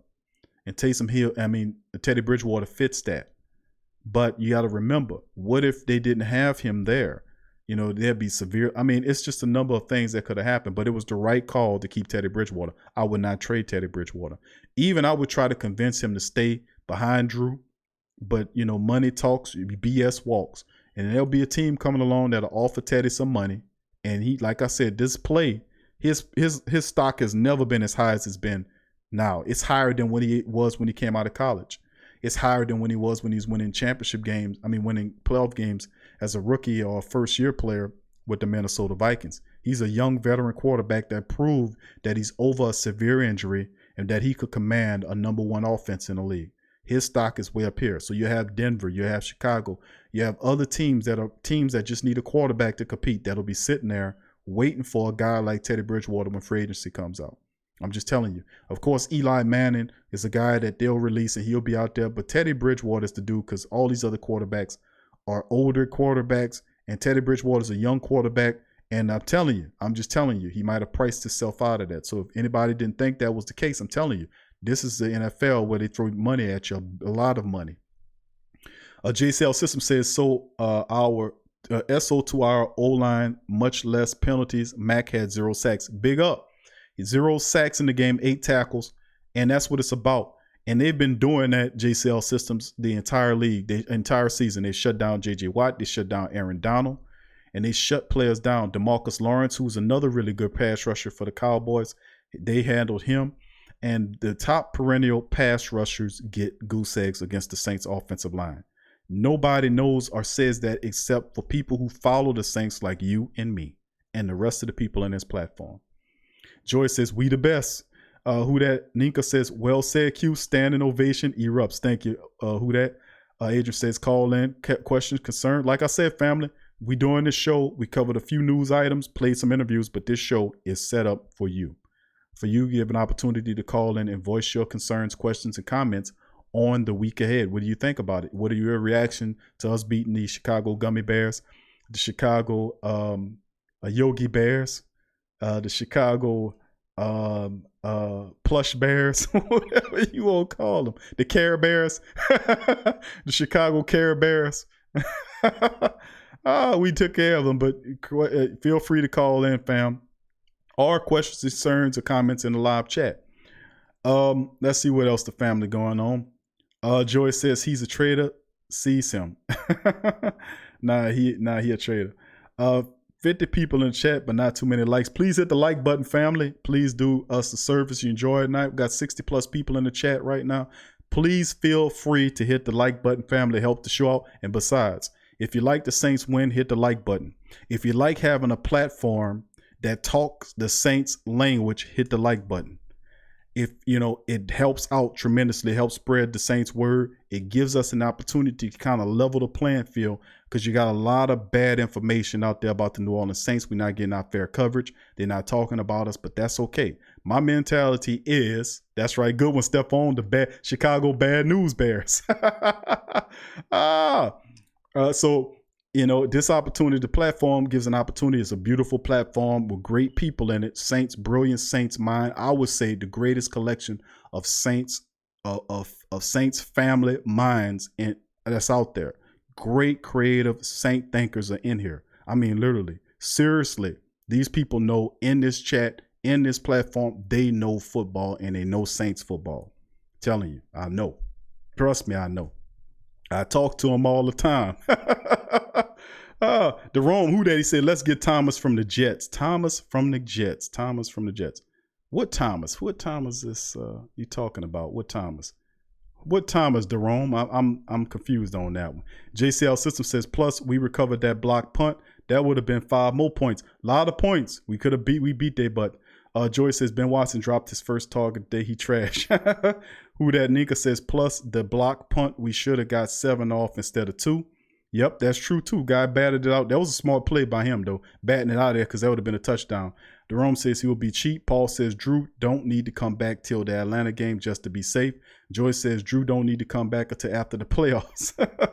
Drew don't need to come out until the playoffs. LOL. JCL System says Alexander Walker gonna ball out while Zion's out. The dude's fantastic, Alexander Walker, man. Terrific. He could very well be better than what's your boy name? Shai Gregarious.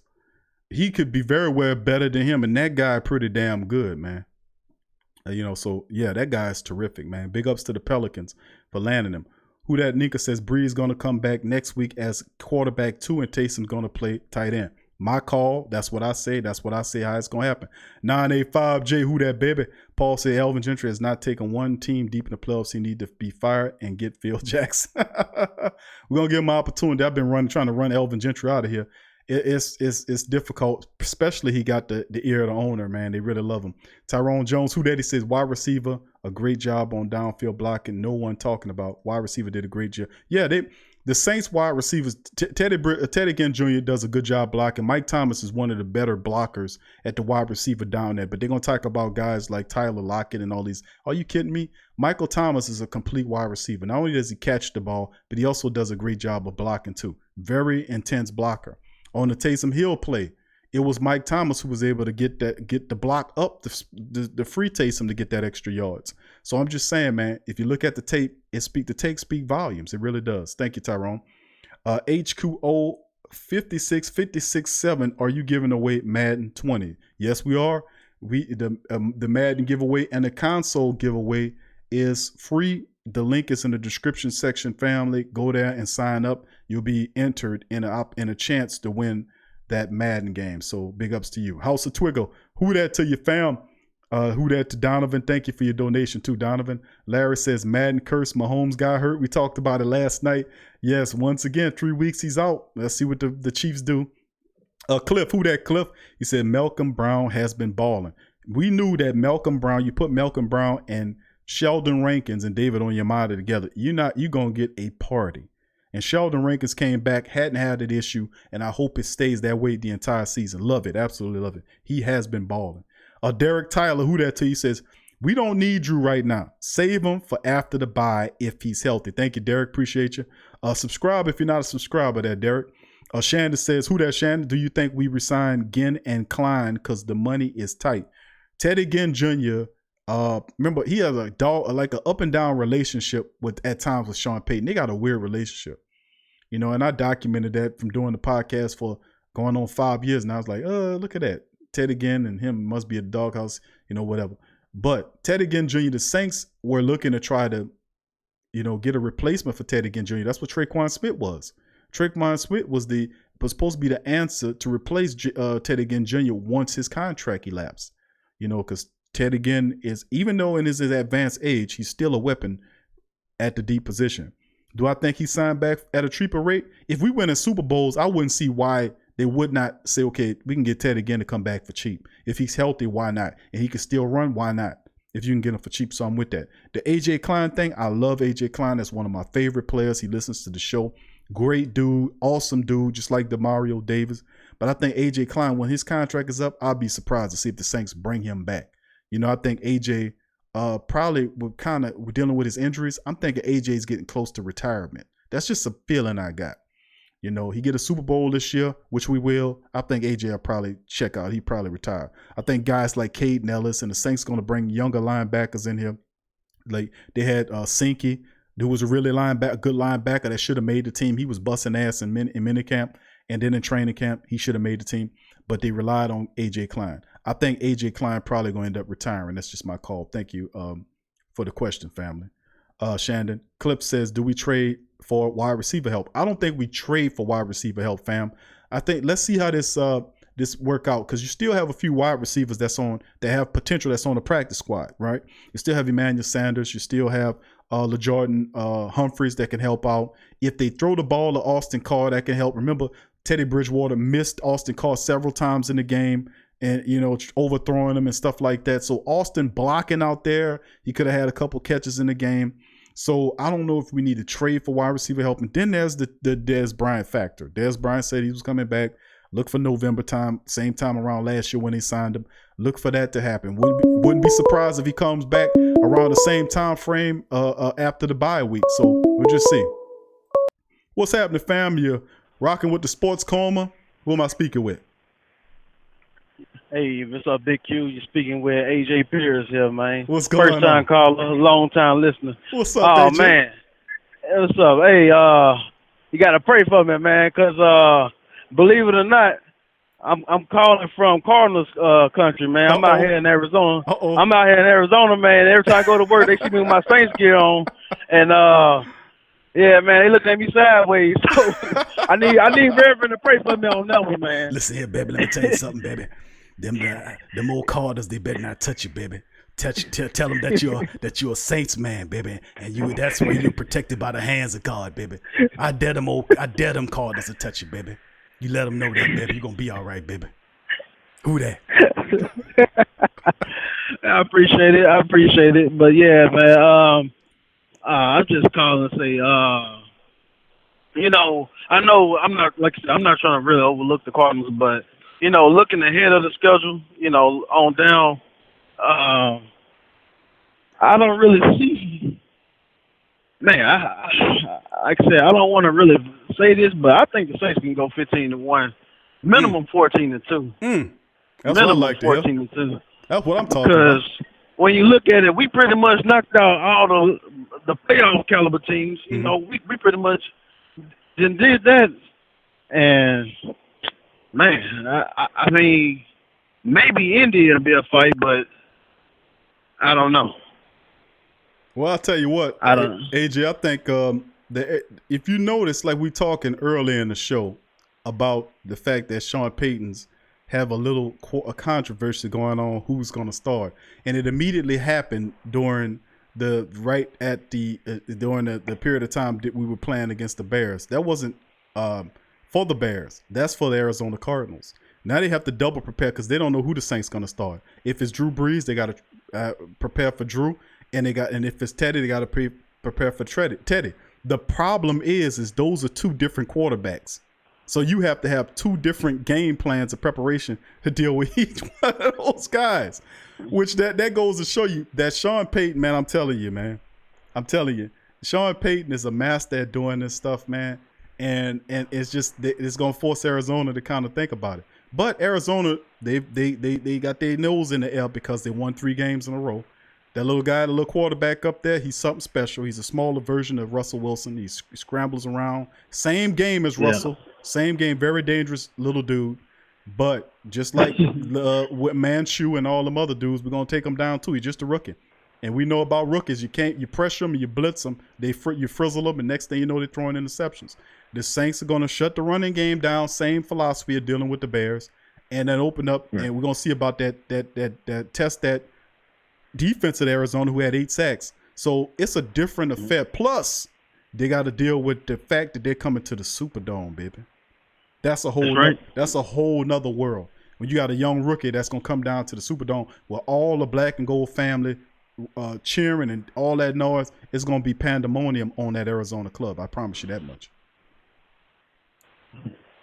All right, well, I appreciate that. I know you got other calls to get to, but like I said, you know, I'm just keeping my eyes up out here because I know they hating on me because the Saints doing their thing, man. But I'm gonna go and let you get back to doing your thing, Big Q. Thank you, AJ. Appreciate the call, family. Who that? And don't even worry about them, baby. Like the ref told you, they can't touch it, baby. They can't touch it. And you know what? They're gonna be even madder come Sunday. I know. I'm gonna take pictures by the stadium. I live right down the street from their stadium. You know, but I'm from Louisiana though. Don't get me wrong, but okay. I'm out here in Arizona. I've been out here for like 2 years. Well, I tell you what, bro. I tell you what, AJ, we all over the place, bro. We are all over the place, and that's the beautiful thing about it, bro. Yeah, I know, and I know I'm not gonna let you go, but let me just get this out there. I know people saying we are the new America's team. I don't like that. The Cowboys can have that. We God's team. There you go, baby. That's what I like that. Yeah, God's team. Nothing we God. That's right, baby. Let me tell you something, baby. That one hit the chord with me, baby. I had to push Q out the way and grab the mic, baby. That's what I'm talking about, baby. That's what I'm talking about. That's number one, baby. I always said, AJ, you've been listening to the show, baby. You know what I always say, baby. You always say, baby. You know what I say. What I say about the Saints, baby. What I say about them. They know the family know in the building, baby. Yes, because God is a Saints fan, baby. God is a Saints fan, baby. That's what I'm talking about, baby. Who that to you, baby? Who that? All right. Don't make me give me my tithes now. I'm about to give an offering through the phone. All right, Big Q. I'm going. Thank you, AJ. Appreciate you, baby. Who that? All right. That's AJ, man. AJ love the Reverend, man. You got Tramal, the rest of the family. They love the Reverend. The Reverend come with the word, man. And I like that, AJ. That's big, man. You let Dallas and Jerry Jones have America's team, and let the Saints be God's team. That's right, baby. The Saints are God's team, baby. God is a Saints fan, baby. That's right, baby. Thank you, Rev. Appreciate the Rev. Rev got Buck right there. He pushed me out the way to grab the mic. I ain't never seen a Rev that aggressive. Oh, man, I love it, man. Thank you. Keep it coming. Appreciate the call, man. AJ, big ups to you, family. DJ, and all the family calling in, man. Big ups to the family calling in, man. Kyle as well, man. Big ups to the family. The number is open, 504-475-4482 for the family to call in. Remember, this is a live call-in show tonight. We wasn't able to get you in yesterday on the other show. We did mostly a recap and statistics, play some stuff. But this is a call-in show for you, so get in there. Here go another call here. What's going on, family? You're rocking with the Sports Coma. Who am I speaking with? Well, what's up with it, Big Q? What's good with you, Holmes? How you doing?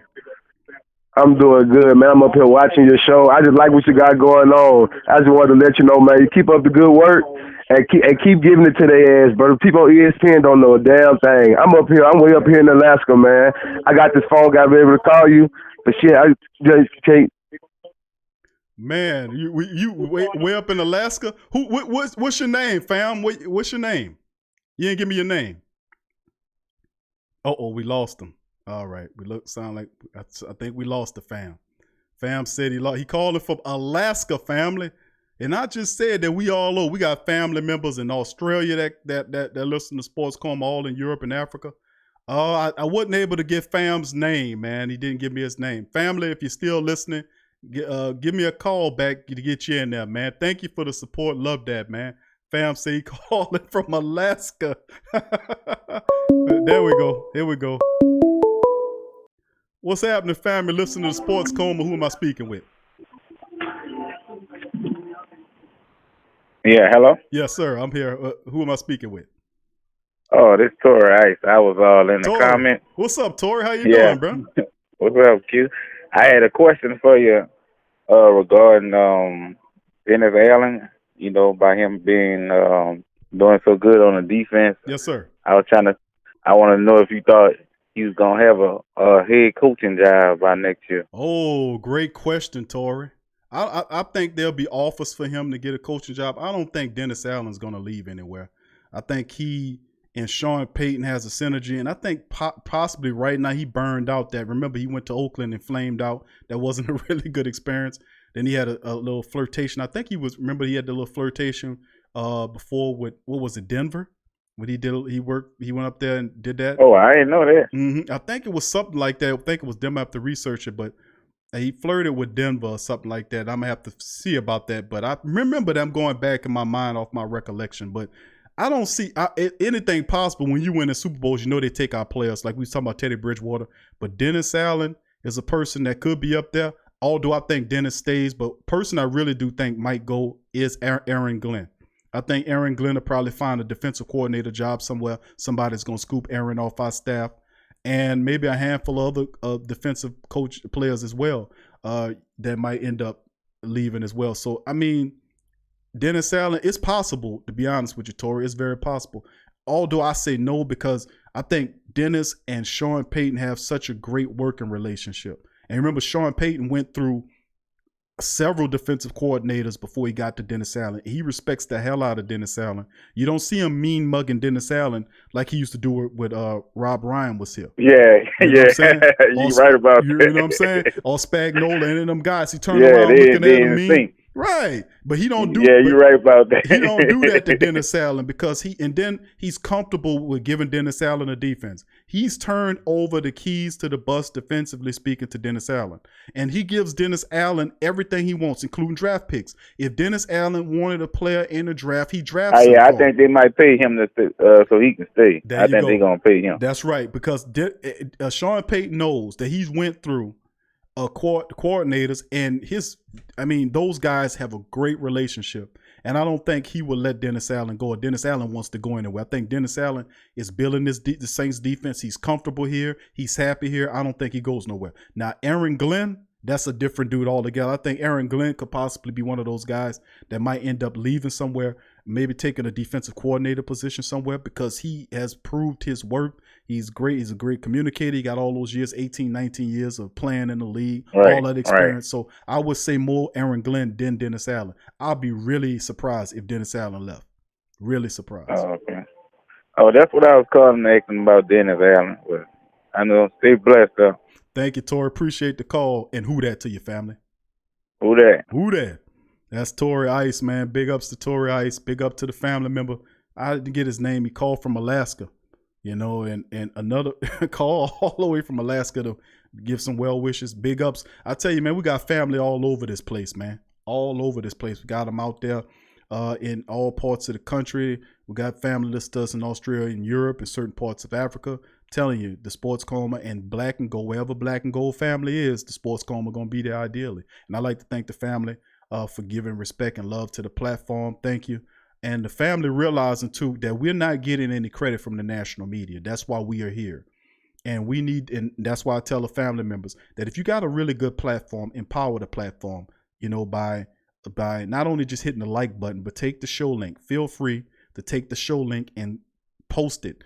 Put it in Facebook groups where I know a lot of fellas and a lot of people belong to Saints groups on Facebook or groups in Twitter or Instagram or wherever you go.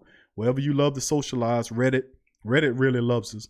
Wherever you choose to go, wherever it is, take the Sports Coma link and share it with other like-minded Saints family, because we're building this platform for everybody, for the entire for the whole family, the Black and Gold family, so that we, the intelligent Saints family, could sit together on couple of days, whether it was a Sunday or a Saturday or a Monday or a Wednesday, and talk about our team and about what they do. They're not respecting us out there, and they don't have that many platforms that do it like this. And I respect the hell out of the family that show us support. Thank you, because we're here for you. That's why I'm saying I read all how many of them read the entire chat? How many of them don't get off the air until they read every name and shout out everybody in the chat? They don't care like that. And that's a difference. That's why the family got love, because they know they can feel the love coming back. It ain't no one-way street here. This is a circle and a love coming all the way around. So I thank all of the family members who donate. I thank the Patreon family that give money on a monthly basis to help empower the platform. I thank all of the great people that call in and congratulate and well wish. All of the people that's not subscribers, please feel free to subscribe. This is a very unique platform with very intelligent people. You heard the brother from Alaska. You heard the brother calling all the way from Arizona. See our family all over the place. You got the right one out in Orlando. You got Revolt Control in Atlanta, and you got the right one in Orlando, Florida. You got Revolt Control in Devon up in Atlanta, Georgia. You don't think they need support? You don't think they need empowerment, from the base? And we want to touch all of our family out there and empower them to make them remember that they're not alone, that they have a platform that we can do this type of thing. So I thank all of the great family members for all of the beautiful things that y'all do. Y'all awesome. I respect the hell out of y'all. Thank every last one of y'all. Live number we're still going on, 504-475-4482. We're an hour and 30 minutes inside of this live stream. Special surprise stream. Surprise! to all of the family. I know I told y'all Wednesday, but don't be upset. I'm still coming at you at Wednesday. A lot of news to cover, but I just thought it'd be really nice to hit the family up and surprise them on a Monday. Y'all wasn't expecting this, so I tell y'all hit that little bell there to make sure you get the notification. But we're gonna keep it going, family. As more family members are joining in, man. Thank you all y'all guys for joining us. I'm going down the chat right now. Let's keep it going, family. Derek says, we don't need Drew right now. Save him. I think I read that one already. Okay, Jerome says, I thought everybody said Breeze was going to practice on being the number 2 quarterback. That's still up in the air. Like I said, it's a part of the strategy, I believe, by Coach Payton. It's a smoke and mirror strategy to confuse Arizona so that they have to prepare for 2 quarterbacks. That's what I think this is, because you can't tell me that Drew Brees, and this is not what Drew Brees do. Drew Brees don't go out and put out misinformation. Him and Coach Payton is like this. You're not going to bleed misinformation unless it's purposely done. That's just my perspective. That's just my perspective, being that I follow this team and know the character types of these players and these coaches. They don't do that kind of stuff, trust me. So we know what time this is. Let's see, Chad. Who that, Chad? He said, we finally fed Murray. Murray did a good job, but can be even better. Yes, Chad. Great numbers on him. He really can. 20-plus carries got you over 120-plus yards plus double touchdowns. Could have been 3 touchdowns. Like I said, you give this man the ball, and I said it early in the year, that Latavius Murray can get you anywhere between 8 to 10 rushing touchdowns in 1 year. People might have thought I was crazy when I said that, but I understand what Latavius Murray is and what places you employ him in. He's a red zone weapon. You can put him in a red zone. He carried 3 or 4 of their defenders in the end zone real easy. Sean Payton knew what he was doing when he got this guy. No disrespect to Mark Ingram, but if done properly, this guy could be, I ain't gonna say an upgrade over Mark Ingram, because that might be taking it a little far, but it's a different type of thunder and lightning situation with Latavius Murray in there. I just love it, man. Not too many backs carrying them guys on their back like that. That's what I'm saying. I really love it. Thank you, Chad. Kyle says the Saints need to keep playing with that great intensity they've been playing with from all sides of the ball. Thank you, Kyle. Chad says I could fill in with for Apple with the way Jordan, Brown, Rankins, and Davenport has been playing. Kyle says I believe the Cardinals won't have their star running back. Thank you, Adrian. Is she giving the information? Thank you, Adrian, right on top of it, getting the man the information. Thank you. Chad says you got to have a great D-line rotation to win a Super Bowl, and the Saints have one. And remember, they don't have Trey Hendrickson, and they still busting ass. Wait till Trey Hendrickson come back from that neck injury. You know, that's another caveat. So we going to see. Kyle says, do you think Zach Line will get more touches on the offense? Zach is, like we called it, Kyle. Remember, during the preview for the Bears game, I said it. I said Zach Line will get more touches. He'll play some fullback, and you're gonna see. I said if you see Zach Line out there lining up at fullback in the power I in front of Latavius Murray, more than a handful of times, somebody listening to the show.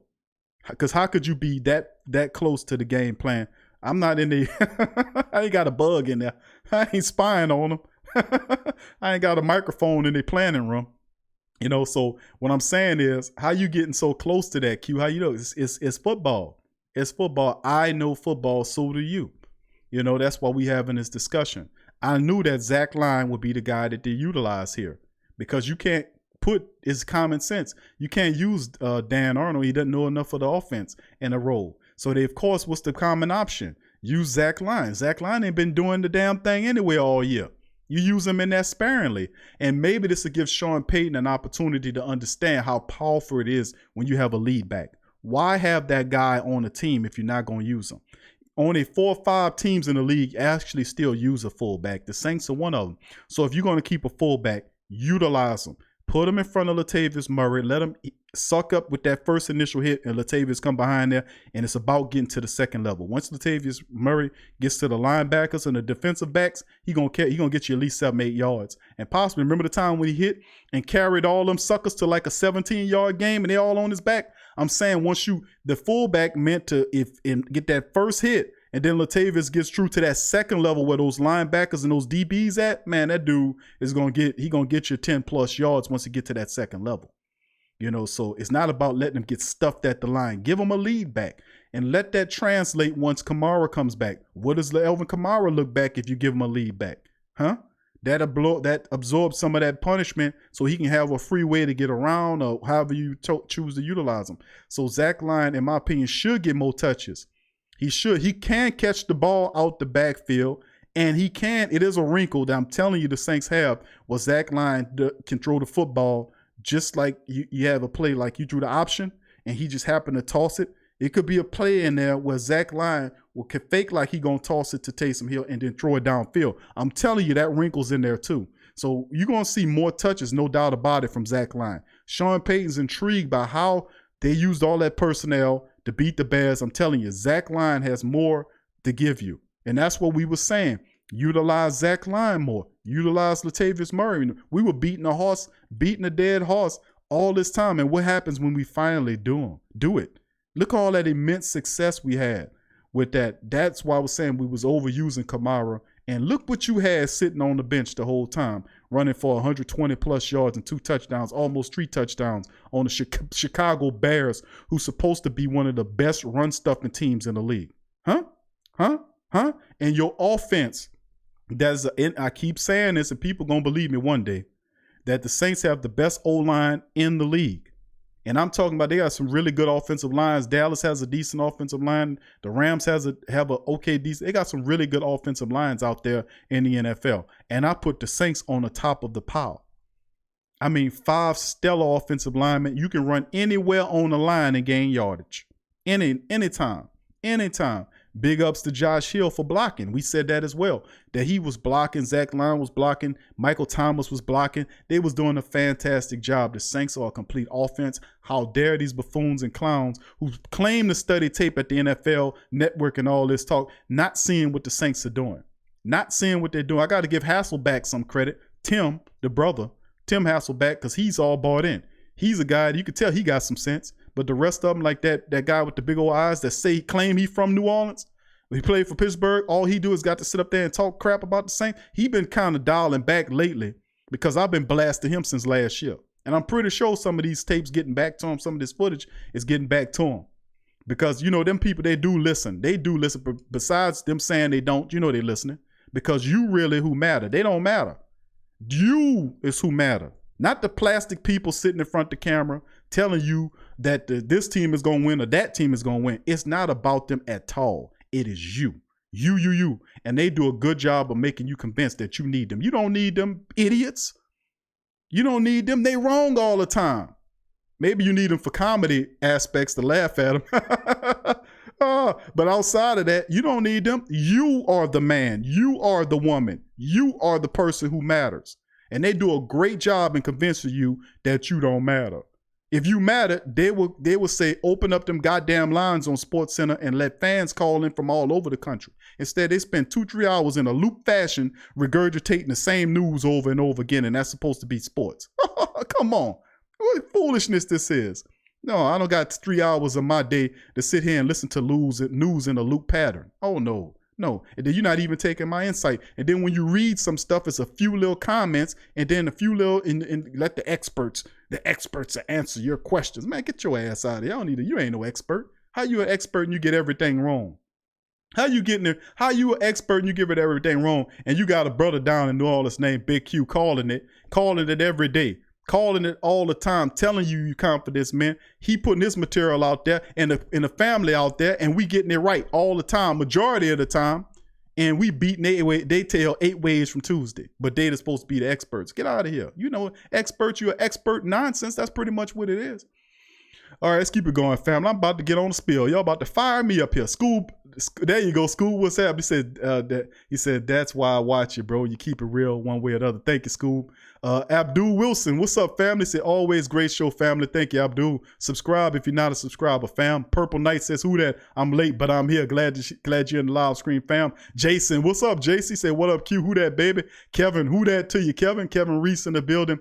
Larry says, you froze. Okay, we back with it. Might have had a little problem. The Arizona people might not like what I'm saying. They're trying to stop us, but you can't stop us, baby. You can't stop us, Saints family, baby. We good to go, baby, all the time, baby. Who that? One shotty 3, who that? is that? Who said, who that is that? We got them scared in the NFL land. Come on, baby. Who that to the family in the building? Jerome says, if I'm Saints GM, I'm going to Teddy here. Go 2 or 3 year contract, sign it, or you want to go get the trade deadline task. Okay, I see what you're saying, Jerome. You'll go to him with a 2 or 3 year deal and ask him if he wants to sign it before the trade deadline. If he doesn't, then you would trade him. I see what you're saying. I just still wouldn't do it. And I know I risk losing him on the back end if I don't sign him before the trade deadline, but you need the depth just in case something happens, like what just happened. That's a lesson within itself. Scoob says, can't let him walk, huh? We gave him a 2-year contract. I don't know, but I think so. Purple Knight said, I'm 99 years old. Big facts. Okay, let's see the fam. Scoob says, but he deserves his own team. He does, and it's up to him to decide. That's why I said not for long. Who that, Robert? Robert said, who that to Q and the family? Guess what? Chris Banjo is on the Cardinals. Yeah, he's on the Cardinals. He's going to try to tell him a few things, but man, like I said, the Saints can't be stopped, man. We on a mission. Thank you, Donovan, once again for your donation, family. Torres says, I don't think Cook will last long with the Saints. He's too inconsistent, but he might look better with Breezes. Well, he was, if you notice the 2 prior games he was in, he started to get a rhythm. He had touchdowns in back-to-back games.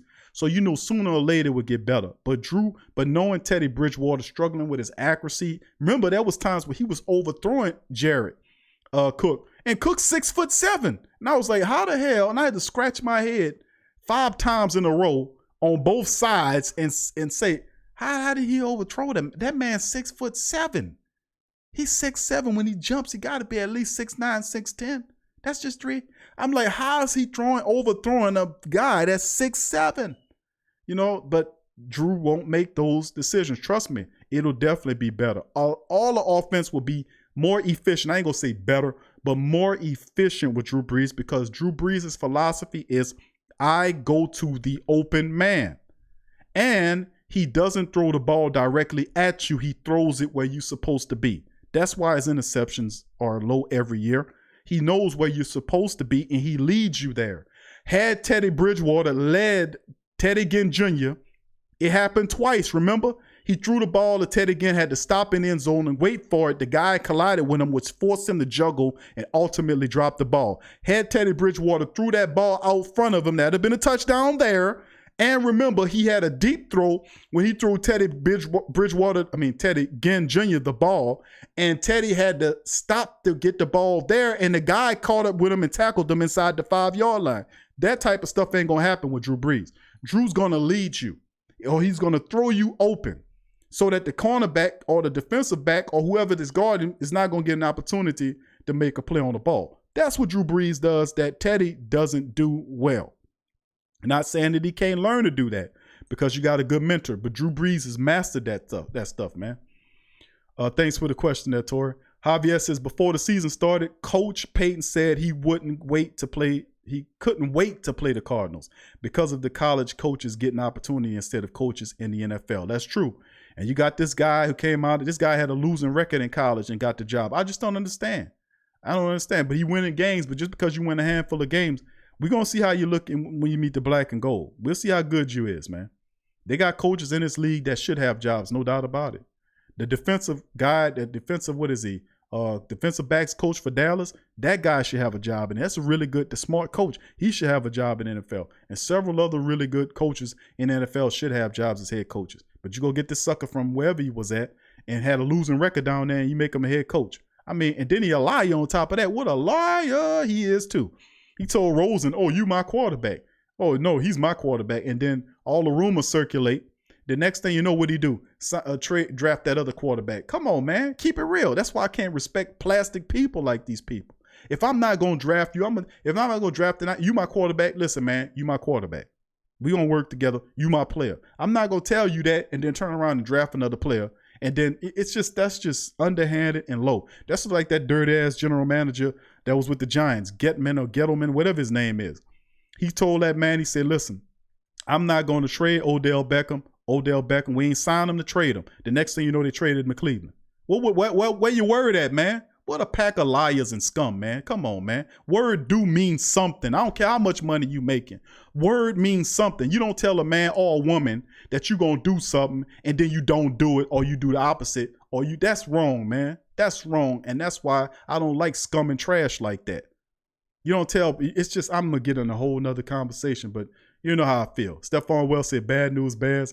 JC Mason, who that family, says, who that, we ready? Let them hate, we playing that, yeah, in their eyes. Well, let me read that against JC Mason.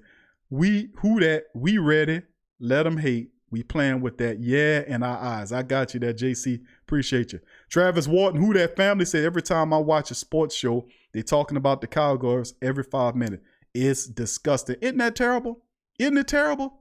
Isn't it terrible? Like I said, turn them off, tune them out, and empower platforms like these that talk about the Saints.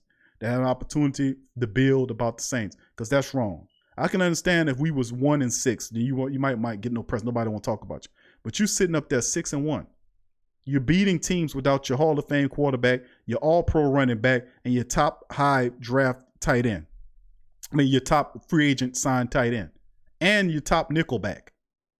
You're beating teams with your backup quarterback and backup personnel, and you're beating them badly, and that's not even enough to get you a top billing. That's absolutely insane. That's why I say, and I've been saying it for years, turn them out, tune them out, or take the link from the show and post it where it is. Just do it like that. Post it. Let the other family members know, listen, y'all ain't gonna treat us like this. We got a platform where we can be heard. That's why the number is open live right now. We're going into hour and 55 minutes of the live stream. The number's 504-475-4482. Please feel free to call in. Questions, concerns, comments, your thoughts on the Saints moving ahead. What do you think about the quarterback situation? We open the lines for the family members. Remember, please be brief, because we want to allow everybody an opportunity to get in and speak their piece. So if you got any questions for yours truly, or questions, concerns, or comments, feel free to call in 504-475-4482, or you can hit the chat up. I'll answer all of your questions. I'm going through your comments right now, and I'm gonna get all the way through them. Let's see. Eagle Eye put questions. Yeah, I appreciate you, Eagle Eye. Who that to you? Donald McKenzie, who that family, said with the Rams getting Ramsey, I think we need a wide receiver number 2. Okay, a second wide receiver. I got you there, Donald. Kevin, who that Kevin, says Demaryius Thomas. Hell nah. New England Patriots acquired dude and sent him to the Jets for reasons. He dropped the dime tonight, wide open. Demaryius Thomas. Okay, the wide receiver Demaryius Thomas used to play for the Broncos. That's who you were saying to trade for a family? I don't know about him. You know what I'm saying? I don't know about him. He kind of I don't know about him. I don't have a high opinion of Demaryius Thomas. I mean, he used to be good when he was with Denver, but I don't think he's the same wide receiver he was with Denver. You know what I'm saying? And maybe I'm a little biased toward Dez Bryant, because I still think Dez Bryant makes a good compliment with Drew Brees. He's not about the speed aspect. It's about the hands. Nothing wrong with Dez Bryant's hands and his injury status. So he said he'll give him the first opportunity to sign. That's why I say I don't think the Saints have signed anybody at the wide receiver position, because I think they probably waiting patiently to see what Dez Bryant does. So if that falls out, you could probably see him trying, but then again, if it don't work out, why not try to develop some of your wide receivers that you have? Emmanuel Butler, who's on the practice squad. You still have LaJordan Humphrey, who's a lot of potential. Maybe start throwing the ball to Austin Carr some more. Maybe find him in it, because he out there blocking, but they just overthrowing him. I mean, he's there, wide open too. They're just not finding him. So maybe look at the team first, and perhaps look at Dez Bryant. But I think the Saints will do, like, if they don't work something out, maybe they can go in that direction, perhaps, JC says Taysom could be a major X factor down the stretch. He's strong and always seems to spark electricity. Saints know how to utilize him to really bring the pain. I tell you what. Carter Smith, who that to you, Carter? Sign up if you're not a subscriber there, Carter. Who that to you? Tori says Austin Carey haven't caught a ball since practice. He trying, bro. But the man only 5'11", and and Teddy Bridgewater throwing it over his head. And you can see he had a couple of chances where he was trying to catch the ball. It was just poor ass throws. And he was like frustrated. I was like, that man frustrated, man.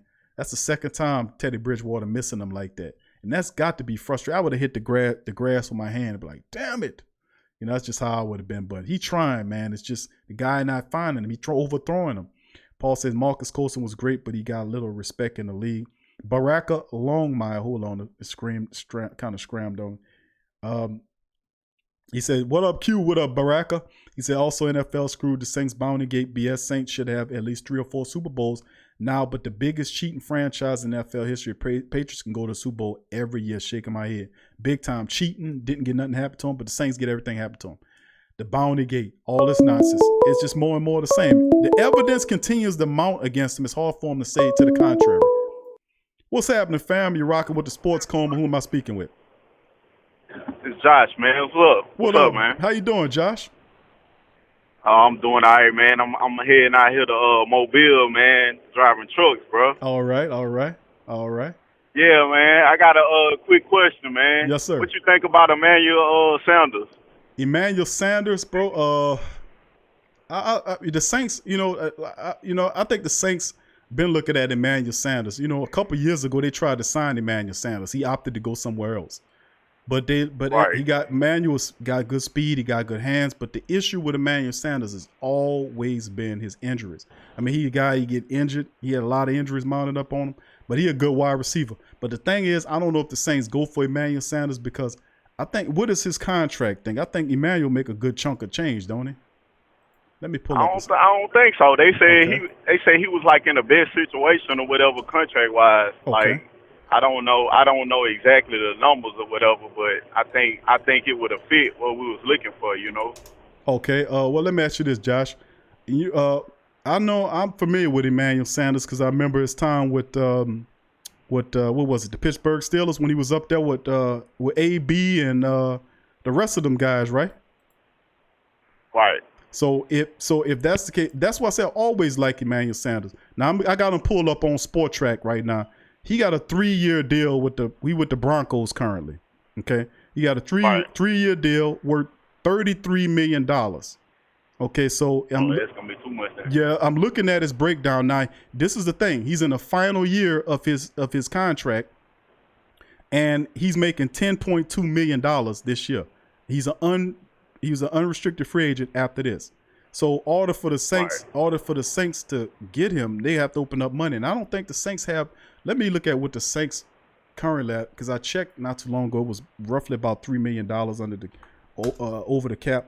Let me pull up my Sport Track. Give me a second, fam. I'm gonna figure it out. But that's the thing I'm looking at, bro. I like Emmanuel Sanders. He 9 years. He's kind of an older receiver now.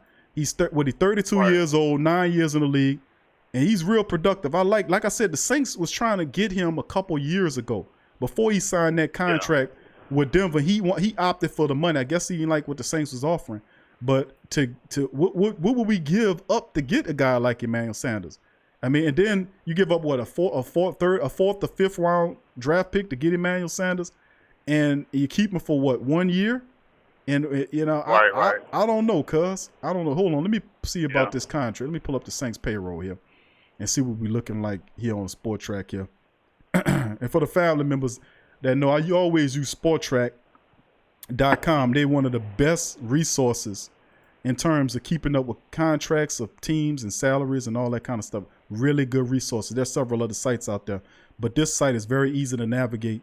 And looking at the Saints right now, according to SportTrack.com, they got an estimated $4.3 million in cap space. So you got $4.3 million in cap space and Emmanuel Sanders that got 10.2 on his contract. You give up 4th to 5th round selection to acquire that, then you have to make some money move around. I don't know how that works, bro. I would say no. Unless now, Josh, this could go on too now. Peep this out. Now, remember when there could be a situation where if the Broncos are motivated to move him before the trade deadline and they trade him take a 5th round pick or something for Emmanuel Sanders, then agree to pay half his salary, that would be ideal. You get me? Yeah. Remember, that's something like a couple of the previous trade deals that happened where, like what happened with the Kiko Alonso trade. Remember, the Saints traded for Kiko Alonso. They gave up a special teams player to get him. He's contributing in the starting role right now, and the Dolphins agreed to pay a large portion of his salary. So if you have a deal similar to that, I could see it working like that. But as of right now, I think the Saints are motivated to go and get Emmanuel Sanders. To be honest with you, I think they're waiting for Dez Bryant. And if that doesn't happen for them, why not develop wide receiver talent that they have? LaJordan Humphreys, Emmanuel Butler. That's just my take, cuz. Yeah. And it's crazy though, man. You know, I like Dez or whatever. Like when he came last year or whatever, I had went and bought a Dez Bryant jersey and he got hurt. I was like, man, I can't even wear this now. Yeah. You know what I'm saying? Like, man, everybody be like, man, why you got that jersey on? But I was like, man, bro, like I really wanted to wear it, so I can't even wear the jersey because the man ain't on the team, you know? Right. But Josh, don't even sweat it, bro. But I tell you one thing, bro. You're going to get an opportunity to wear that jersey real soon because it's getting like remember last year around the time they signed Dez Bryant was right in November. But the time frame is coming around again. The Saints have the money to sign him, and they free. Like we talked about on the show several times, they freed up about $2.75 million of Warford's deal. They converted into a $5-something million of his money into a signing bonus, right? And then that freed up about $2.75 million to go on top of the cap. So they have the revenue, the money there to sign Dez when he gets back, and he already committed to the Saints and say, I'm going to give them the first shot to sign me because I got unfinished business to handle. So your jersey's still worth something, bro, because I do believe that you're going to see Dez Bryant probably somewhere right around before the Atlanta game. That'll be a special time to get him, Drew Brees, everybody in there, Elvin, all of them back at the same time. It'll be like Christmas for us. Right. Yes, sir, man. But I ain't going to hold you up, man. Big Q. Man, I appreciate the opportunity to get on the show, man. And, man, I appreciate what you're doing, man. And, you know, how you open up the platform for all the Saints fans. And, you know, we know all them fake people that's on all these different ESPN shows and different stuff that don't want to give us no credit or whatever. But it is what it is, man. We can fly under the radar, but when we on the top, they going to be looking crazy, man. So I appreciate it, bro. Same to you, Josh. Appreciate the love, bro. Appreciate it, cuz, the support, man. And who that to you, baby? Who that? Thank you, Josh. There go Josh, man. Appreciate you. Love the energy of the Black and Gold Nation, man. Regardless of the fact that the national media is always looking down on us and being disrespectful of the Saints organization. Let me tell you something. I can't overemphasize that because a lot of the family got it deep down in their heart. They're good people here. And the fact of the matter, we being disrespected because you're not talking about our team. If we were 1-6, I can understand why you wouldn't want to talk about us.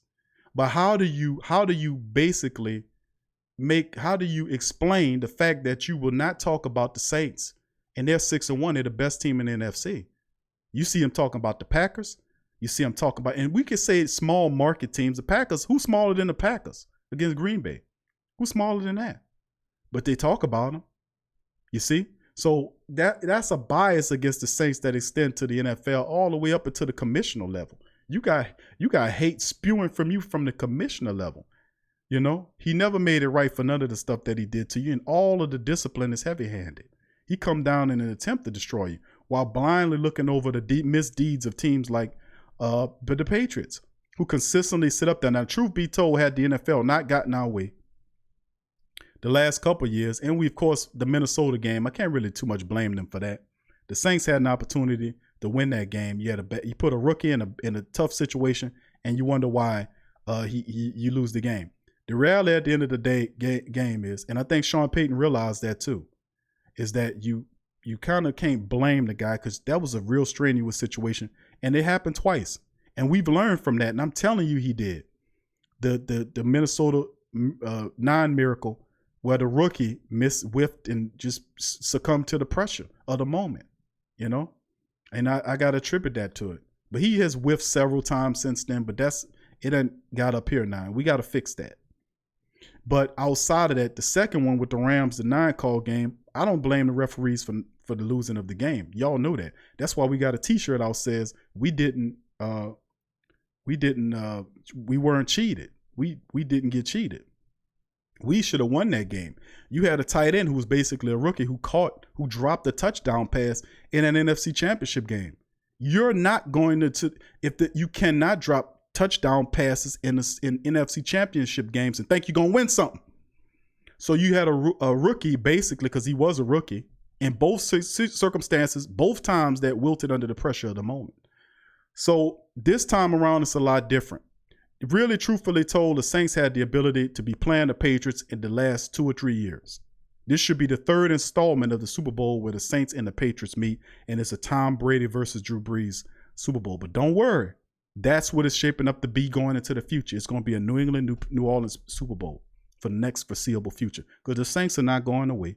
They've gotten in the habit of playing beyond the referees. How many teams do that? Do you not understand? They didn't used to even acknowledge that anymore. Sean Payton wouldn't even acknowledge it. Now, we play enough of these people interviews to decipher exactly how they feeling. And it used to be a thing where you just ignore it. Now he's addressing it. He's addressing the 9 calls. He's forced to address the 9 calls. It's in his head. It's in this head of the team to play beyond the referees, because you know they're not on your side. What other teams deal with that level of foolishness?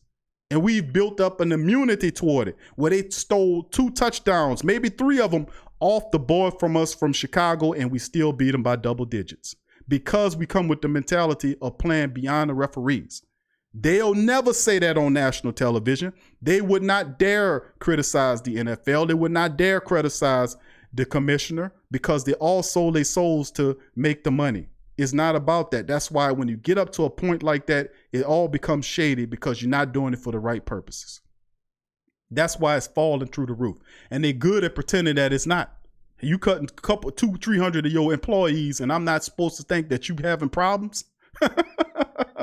Oh my goodness, come on now. Come on, they falling through the floor because people are intelligent. They're not stupid no more. They don't think, oh, we got to be in the in crowd to be on here. This, that. No, get out of here with that. That's why they're getting into documentaries and little movies. And remember, ESPN's owned by Disney, man. Disney make movies. So that explains to you why most of the people sitting up there is like actors as opposed to people that know anything about sports.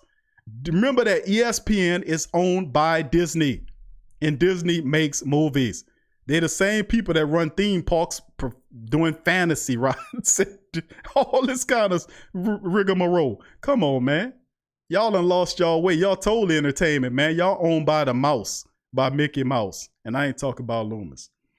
All right, fam, let's keep it going here and hit the family comments. Thanks for the beautiful comments and the calls by the family. Thank you, Josh. Be safe out there, family in Alabama. Eagle Eye, who that to you? Kyle says, Reverend knocking down doors. Jamal says, Reverend Saint saving, inspiring one at a time. Kevin said, AJ is next door, fam. I holla at you, boy. Kelly, who that Kelly? Good to hear from your family. Big ups to Eagle Eye. Kelly says, I'm proud of our Saints. Good damn game. Who that gonna beat them Saints? Thank you, Kelly. Scoob says, Chicago. Tramal says, the Patriots have been looking at Aaron Glenn.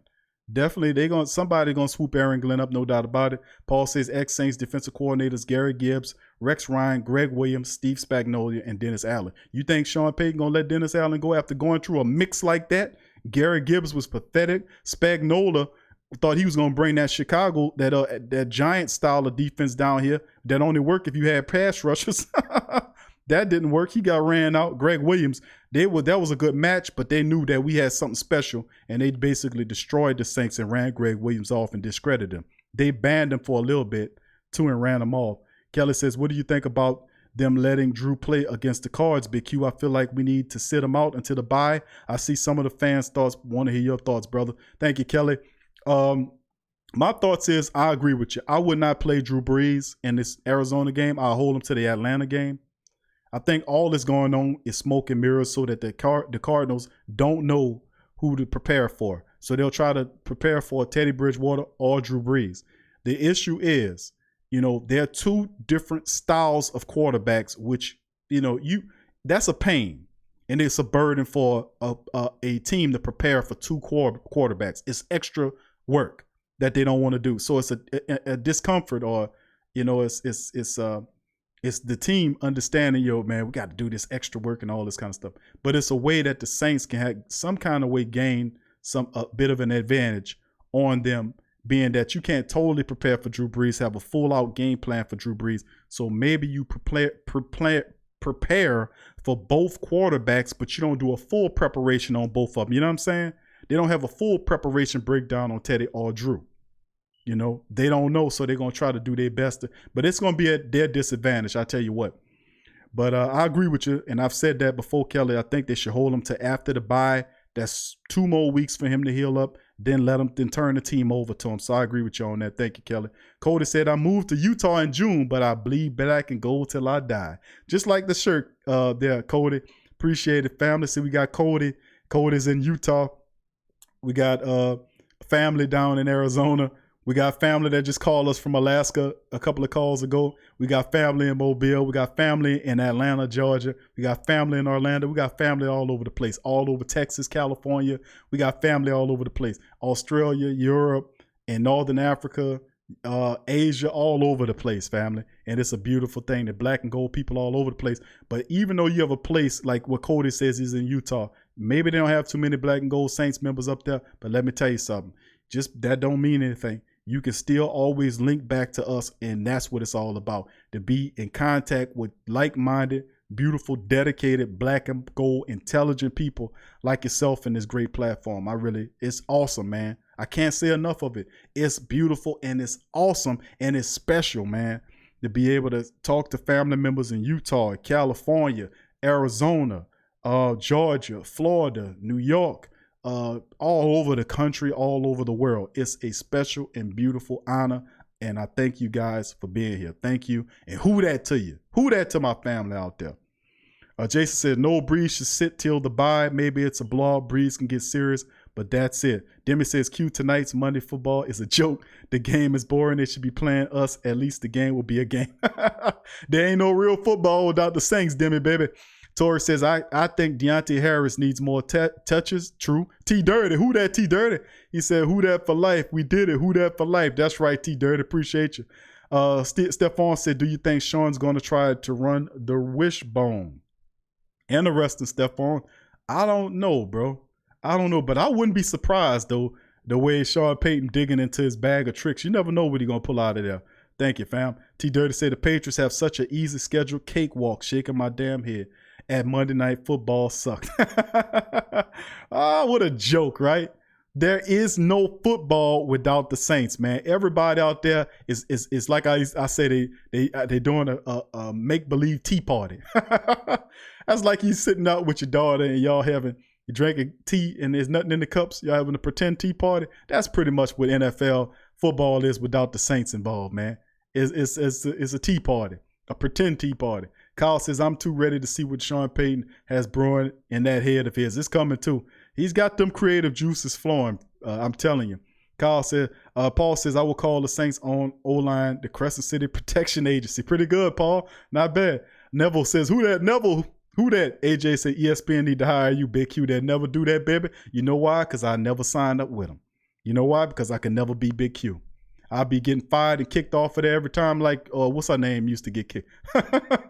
That's like a tool or a buffoon or a yellowback spineless chicken like Scott Van Pelt. You know, they'll never go on or over the line to say something that's true. You're gonna always be status quo, and I don't believe in status quo. I think status quo sucks.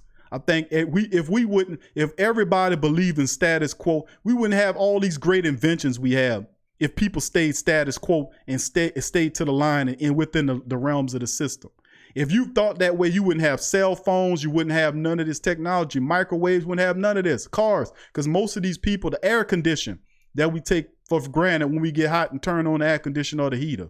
None of this stuff, radios, all the technology that we enjoy today was from people who wasn't status quo people.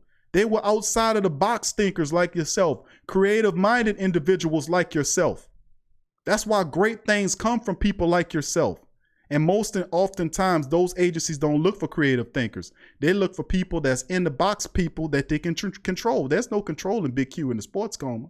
We are free entity covering our team, saying what the hell we want when we want, and talking to our family, and they saying what they want. That's what it's about. The liberation of communication. We'll lose that over there, and I would never sell out to those bastards, no matter how much money they throw at me. And I'm telling you the truth. I'm telling you the truth as sure as I stand up here. I would never rock with them people because they'll never allow me to be me or you to be you. I'm just being honest with you. But thank you, though, fam. Thank you, family. Appreciate that love on that, though. Let's keep it going. I'm going to get through all these comments, I promise you. Let's see. Where was I? Where did I stop at? Let's see. Well, okay, Lance Lang. Who that, Lance Lang? Subscribe if you're not a subscriber, brother. He said, what up, bro? Who that? Who that to you? Jonathan O'Neal. Who that to your family? 985 say, I like that. Paul Scoop says, who that, Big Q in the family? I'm working, but I got my headphones on in my ears. Good to see you there, Scoop. Hard-working Saints fans, man. Demi says, true that. T Dirty, it's a joke. Which is why they're Super Bowl contenders each year. Absolutely insane. Derek says, Scoob, who that? Shannon says, Drew could have made that pass. That was 40+ yards. Shannon said Drew couldn't throw that ball that far. He couldn't throw it out there. Let me tell you, Drew will surprise you. A lot of people thinking Drew can't throw that ball. But remember in the offseason what Drew was working on. He was working on strengthening that arm to keep that zip going. Let me tell you something. That's the great thing about people that recognize weaknesses that might feel like that. Drew was working on strengthening and throwing that ball in the offseason. I'm telling you. You ain't dealing with somebody that know their limitations and stop at that. This man is known throughout his life as being a guy that pushed the line. He knows where he's weak at, and every year, every day he works to get strong at it. So don't believe the hype.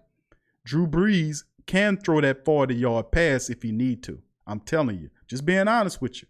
I'll be the first one to tell you if he can't throw it. But the reality is Drew can't throw that pass, I'm telling you. And he could put it right on the numbers too. I promise you that. And you got Teddy Bridgewater. What's wrong with his arm? He can't throw that 40-yard pass on time to Ted Ginn Jr. But you don't think Drew can lay it out? I'm telling you, he can throw that pass, fam. I'm telling you, Shandon. Who that? Derek says, Coma family, hit the like button if you're rocking with Big Q. Thank you. Thank you, fam. Derek and Adrian for doing their thing. Thank all the family members. Family, if y'all in the section, we got about 70 people. Man, it's beautiful, man. It's almost 11 o'clock. We 2 hours and 20 minutes into this beautiful live stream. There are over 70 Sports Coma family members in the live chat. If all the family, we got about 47 likes, family. If you enjoy the Saints platform, having a platform where you can speak your mind and not have to have bullcrap ESPN junk going on, hit the like button. If you enjoy the Saints winning, and have a free liberating platform to be able to discuss it, hit the like button. If you can't do nothing else, just act like you're falling. Accidentally hit the like button. But whatever you do, please hit the like button. If you're a Saints fan, man, because it helps the platform out. We get more and more great, beautiful black and gold people up in this thing, and we continue to grow the family as a whole. Because we need a platform that competes against these other buffoonish platforms out there that's not telling the truth about the Saints. It's frustrating. Thank you, family. Paul says Marvin Lewis needs another shot in Cleveland. Desmond Roman, who that to you, Desmond? He says Chris Carter talks highly about the Saints. Big ups to Chris Carter. He does. I never lambaste Chris Carter. I don't talk bad. I know Chris Carter is a guy that knows what he sees. Chris Carter was good at that level. He's been a commentator for a long time. He played against the Saints. He understands the Saints, but it's very few of them that actually give a damn to talk about the Saints. You know, and I got to give at least that crew.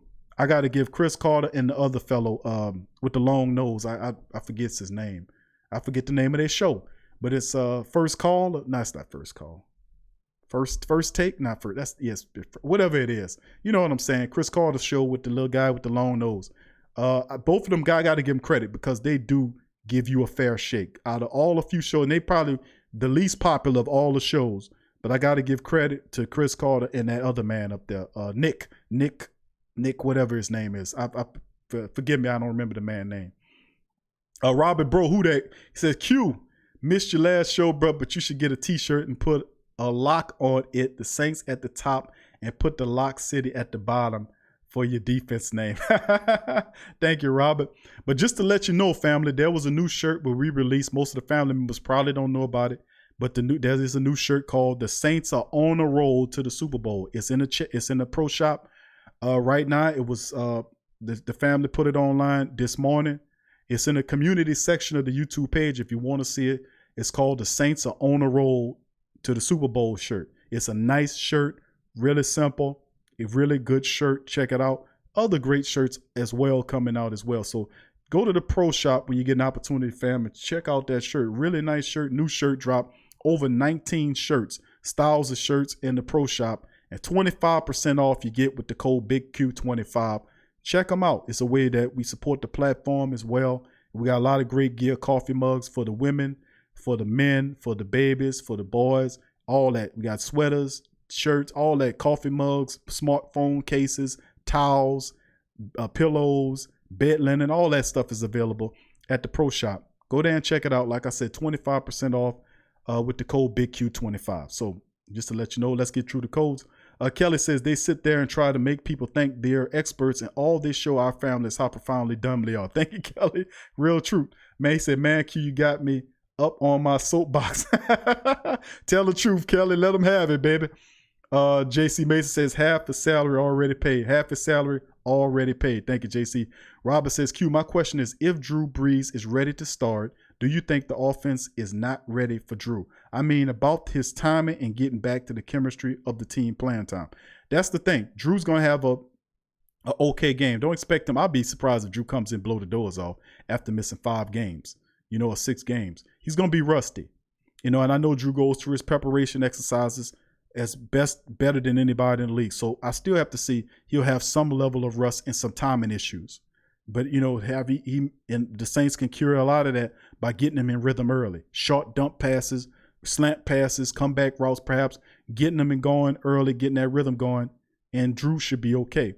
But like I said, it ain't like he stepped away from the game. Drew's been there all the time, looking at the boards, doing his cadences, involved in the flow of the energy of the team. So he's been a coach and still got his hand on viable on the team, even though he's not at the quarterback position. But I do suspect just a smidgen of rust, some rust from Drew Brees, but not a lot because of his tremendous great work ethic and his preparation exercises. There's nobody in the league, probably Tom Brady or somebody like that prepares like Drew Brees. I would say nobody prepares like Drew Brees prepares. I mean, who goes through 60 plus minutes of on the field by himself, going through cadences and imagining being underneath a center with 5 offensive linemen there, a defensive line coming at you, and going through the entire game in your head, throwing the ball, going through progressions, making sure your timing is right, all that punt faking, doing all the nuances and the moves. Drew Brees is a master of the preparation, which means that makes him so great. His preparation is outerworldly. Nobody does that. He's a very unique and intelligent, genius level player. That's what Drew Brees is. When it comes down to it, he's the perfect mix of what a player and a quarterback's supposed to be.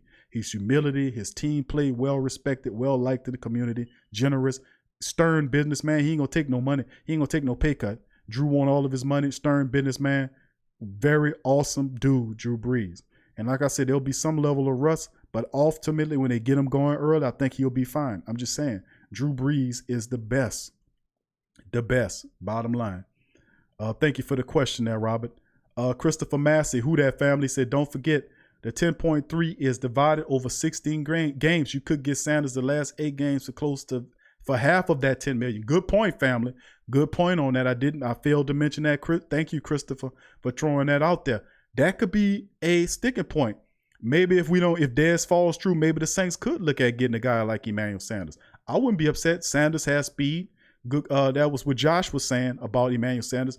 There's a lot of rumors circulating between the Saints and Emmanuel Sanders, but a lot of that hadn't materialized yet because I think Dez Bryant is a possible clog in there, and I can get Dez Bryant for like less than $3 million, to come in and play, and he's and versus an Emmanuel Sanders, what I have to give a draft pick for. And then, and I got what, like I said, the Saints have what, about $5 million on left on the cap, according to SportTrack, $4.3 million. So I have to make some money moves. I have to do some things. But it'll be interesting to see because you never know, family. But we just have to monitor it and keep an eye on it. But thanks for that information, Christopher. Robert says Teddy Bridgewater was a great insurance policy. You can say you're in good hands with Teddy. Thank you. Who that Ninka says, who that Saints facing in the NFC Championship game? I hope it's the Vikings. Vikings playing good right now. We have a great playoff. We got a great history playing against the Minnesota Vikings in the playoffs. History, a lot of deep history with the Vikings. The Saints get to the playoffs against the Vikings. Would be good to see them, all the 49ers or whoever. I don't care whoever it is. We're gonna stump a hole in there. You know what's Elite Goods. What's up, fam? In the building. Kevin, who that Kevin? He says, Q, Carson, California. How about that? And Carson, big ups to you, Kevin, out in California, man. We got Utah, California, Georgia, at Florida with my boy DeWright went out there, and a number of people all over from Alabama, Mississippi.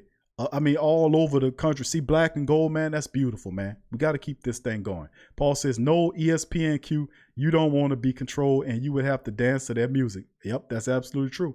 Lionel, who that, baby? He says, what's up, Q? Who that? What about the Bears? Who that? Bears suck. They the gummy bears who've been kind of having little parodies with their names. The Chicago Gummy Bears, the Chicago Bad News Bears, the Chicago Care Bears. We've been doing this, the Chicago Yogi Bears. Whatever it is, there wasn't nothing fierce. I'll tell you what.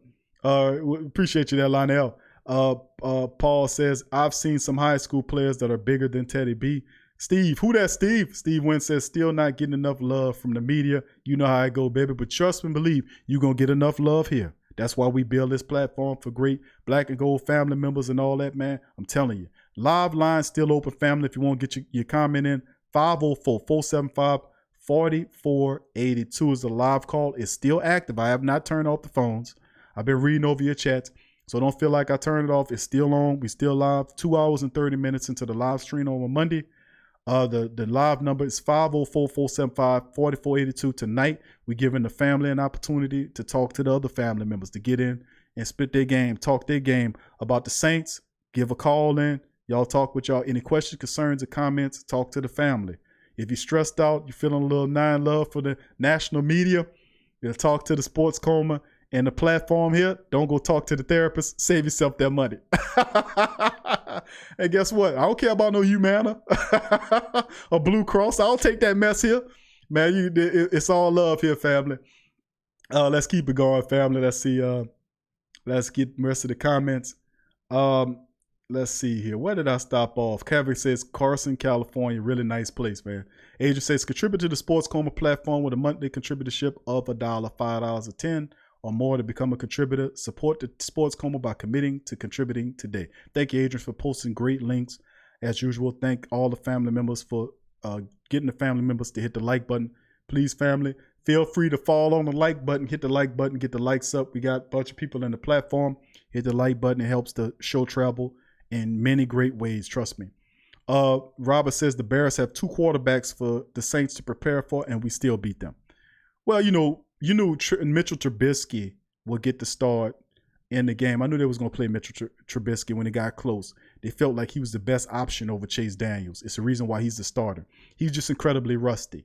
On a regular day, you have Mitchell Trubisky would have hit on a few of those throws, like a couple of those wide open throws that he had. Had he had played a few games, had a rhythm, he would have landed on some of those plays and made it a little bit more competitive. But we catching him at the right time. He's just coming off an injury. And boy, are the Bears fans brutal. Boy, are they brutal. Booing the hell out of the injured quarterback who just got off the injury. Man got a thing on his arm, preventing him from lifting his arm up. It was just a recipe for disaster. He should have ran the ball more and not relied on his injured quarterback to throw the ball. But he says, I'm not an idiot. That's something that he said in the press conference. Why would you need to say that if I didn't feel that? Why would you put that out there? If I wasn't thinking, don't put that out there. We know you're not an idiot. An idiot don't run an NFL team. Well, you never know. You never know. Keep trying. Who that keep trying? He says, Big Q, do you know the real reason why the NFL hates the Saints? I think it's because the Saints organization, man, and we had a pretty good relationship with the NFL. This new commissioner came in, and of course, it goes back to Tom Benson having difference with him. Remember, they had a couple of times when it came up when he was they had voted to kind of keep him or renew him around, because when his contract come due, the NFL owners have to come together and vote whether or not to keep him. Well, I remember a few times, I'm going based off my recollection. Family, y'all remind me too, because y'all just as astute as these matters as I am. But y'all remember when there would come a time where Tom Benson voted against Roger Goodell. And I think Jerry Jones did. A handful of them, not a lot of them, but a few of them did vote against him being the NFL commissioner. Every time his contract come up, you got to revote. They vote to see if they wanted to keep him around. Well, I remember Tom Benson being one of the ones that voted against him. So I'm saying the relationship between but Roger Goodell and the NFL always has been, and Roger Goodell and the Saints have always been kind of rocky. When the violent went, and then it came to a head when the Bounty Gate thing came out. They didn't have all the facts. They acted too soon. They levied this huge fine on the Saints, taking draft picks, firing coaches, and all this kind of stuff. And then when it came back out, They made this whole a much to do about nothing. And then when information came out that they were wrong, they didn't give you your draft picks back. They didn't give you any monetary compensation. They didn't even give you a decent apology. You know, usually when you take draft picks away, and we lost a lot those years. In our prime years, we could have went back to the Super Bowl and did that. You took all that from us. You took all our players or our coaches away, draft picks away for 2 years. You didn't get a draft picks back. You didn't give even monetary compensation. If I'm driving in a car and I run into you and I injure you, or if you miss time, or you have an opportunity to advance somewhere, and or what have you. Let's say you was on your way to get a job. You had the job and you was going to get there. Only thing you had to do is pass the physical. Let's say I run into your car and injure you. You can't pass the physical to get a job to somebody else. Is a apology to you good enough compensation? Is me saying, oh man, I apologize. I am so sorry I ran into your car. Is that good enough for you? What else do you need? Is a apology good enough for that? That is not good enough. You need monetary compensation. That's usually what follows when you wrong somebody, when you injure somebody, or you take as much as they took from us as what the NFL did. They did nothing of that. Even when they have opportunity to make it right, when it came down to the NFC Championship game last year, Goodell had the power, according to this mythical rule book that they have, that he could have actually replayed a section of the game. He could have played the whole game over if he wanted to. You had a week between the Super Bowl happening, and you had a week between that. That happened 2 weeks before the Super Bowl, so you could have played the remake game in the following week before the Super Bowl game came up. What he did he make it right? No, what he did was he went and hid out for 2 weeks, didn't address you, didn't tell you nothing. He went and hid for 2 weeks, and then when he finally came back out, he addressed the matter in front of the media during a Super Bowl deal, and then said to him, he had said what he had to say and then refused to take questions of it. You didn't get anything then. So it's been a hate relationship with the Saints and them for a very long time. And you know what's really messed up? He don't give a you-know-what. He don't give a you-know-what. So I don't give a what about him. I'm going to continue to run you out of here. I'm going to continue to route you. And you know what? That same messed up attitude and that fake-ass attitude that he has, because you know you're a fake chump and a clown. If you look at the crap that happens, everybody boos his messed up tail. Everybody boos him. Everybody. Philly, Colts, everybody. The draft, they boo his ass out of here. Any public venue where he got to go and speak, they booing him. They booing him. He sucks, he stinks, but the NFL owners are so greedy, they will not get rid of a guy that's terribly unpopular with the people they get money from. Now, how much gall is that? That I know these people don't like this guy, and I should find somebody that's fan friendly that at least pretends to give a damn about making things right with the fan base. But what does he do? Don't do nothing. You get fines or things levied upon you at the wrong time. PJ Williams did all that stuff early in the year.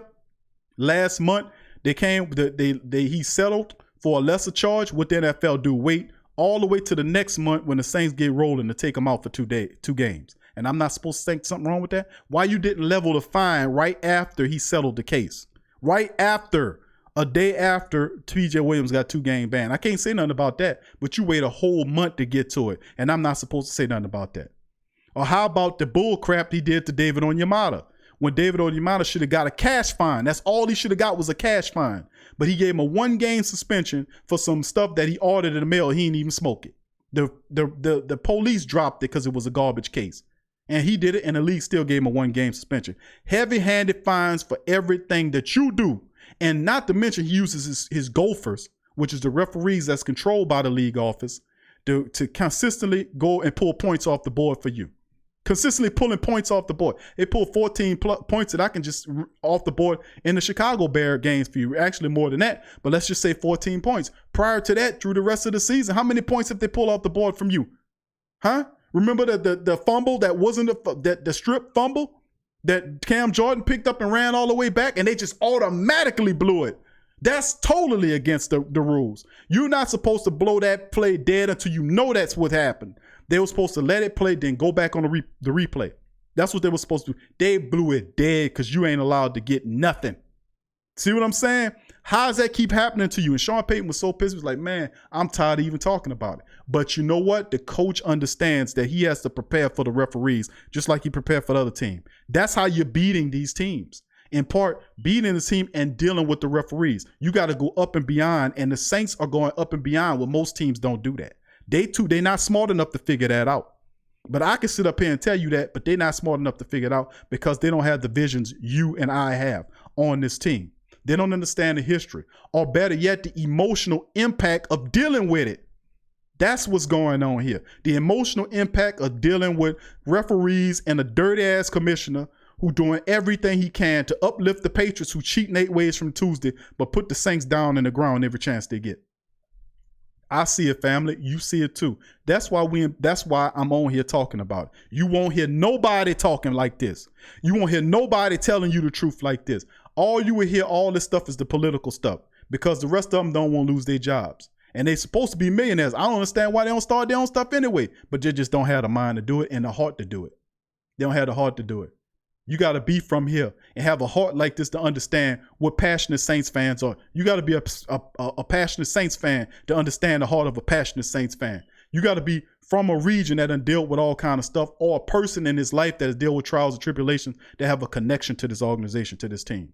To understand that the people make up the team. It's the team, and they play for the people. To not let the people down. They play as a family.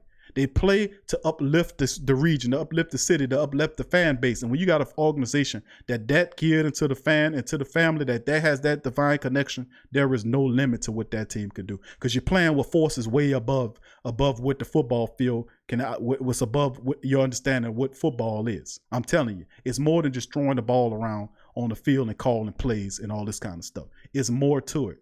And it's a difference between them doing it and us doing it, as you can see. When we play, it's life, it's love, it's action. When they play, it's dull and boring and garbage. Am I right? Am I right? I'm just telling the truth, family. Let's keep it rolling. That was a long ass spiel for a simple question. Keep trying. I'm sorry, but that's one of the questions where you'll get a long answer from me. I hope I answered your question, family. I might have gave you a little much more than what you wanted, but thank you for the question. Keep trying. Steven says, "Sub Q, what up, Steven? Who that to your family?" Kevin says, "On topic, Big Q, but we need to set these Bengals fans straight. Biting our who that chant." I talked about that, I don't know how many shows ago. Absolutely crazy. It's crazy how you got a mimicking ass franchise like the Cincinnati Bengals.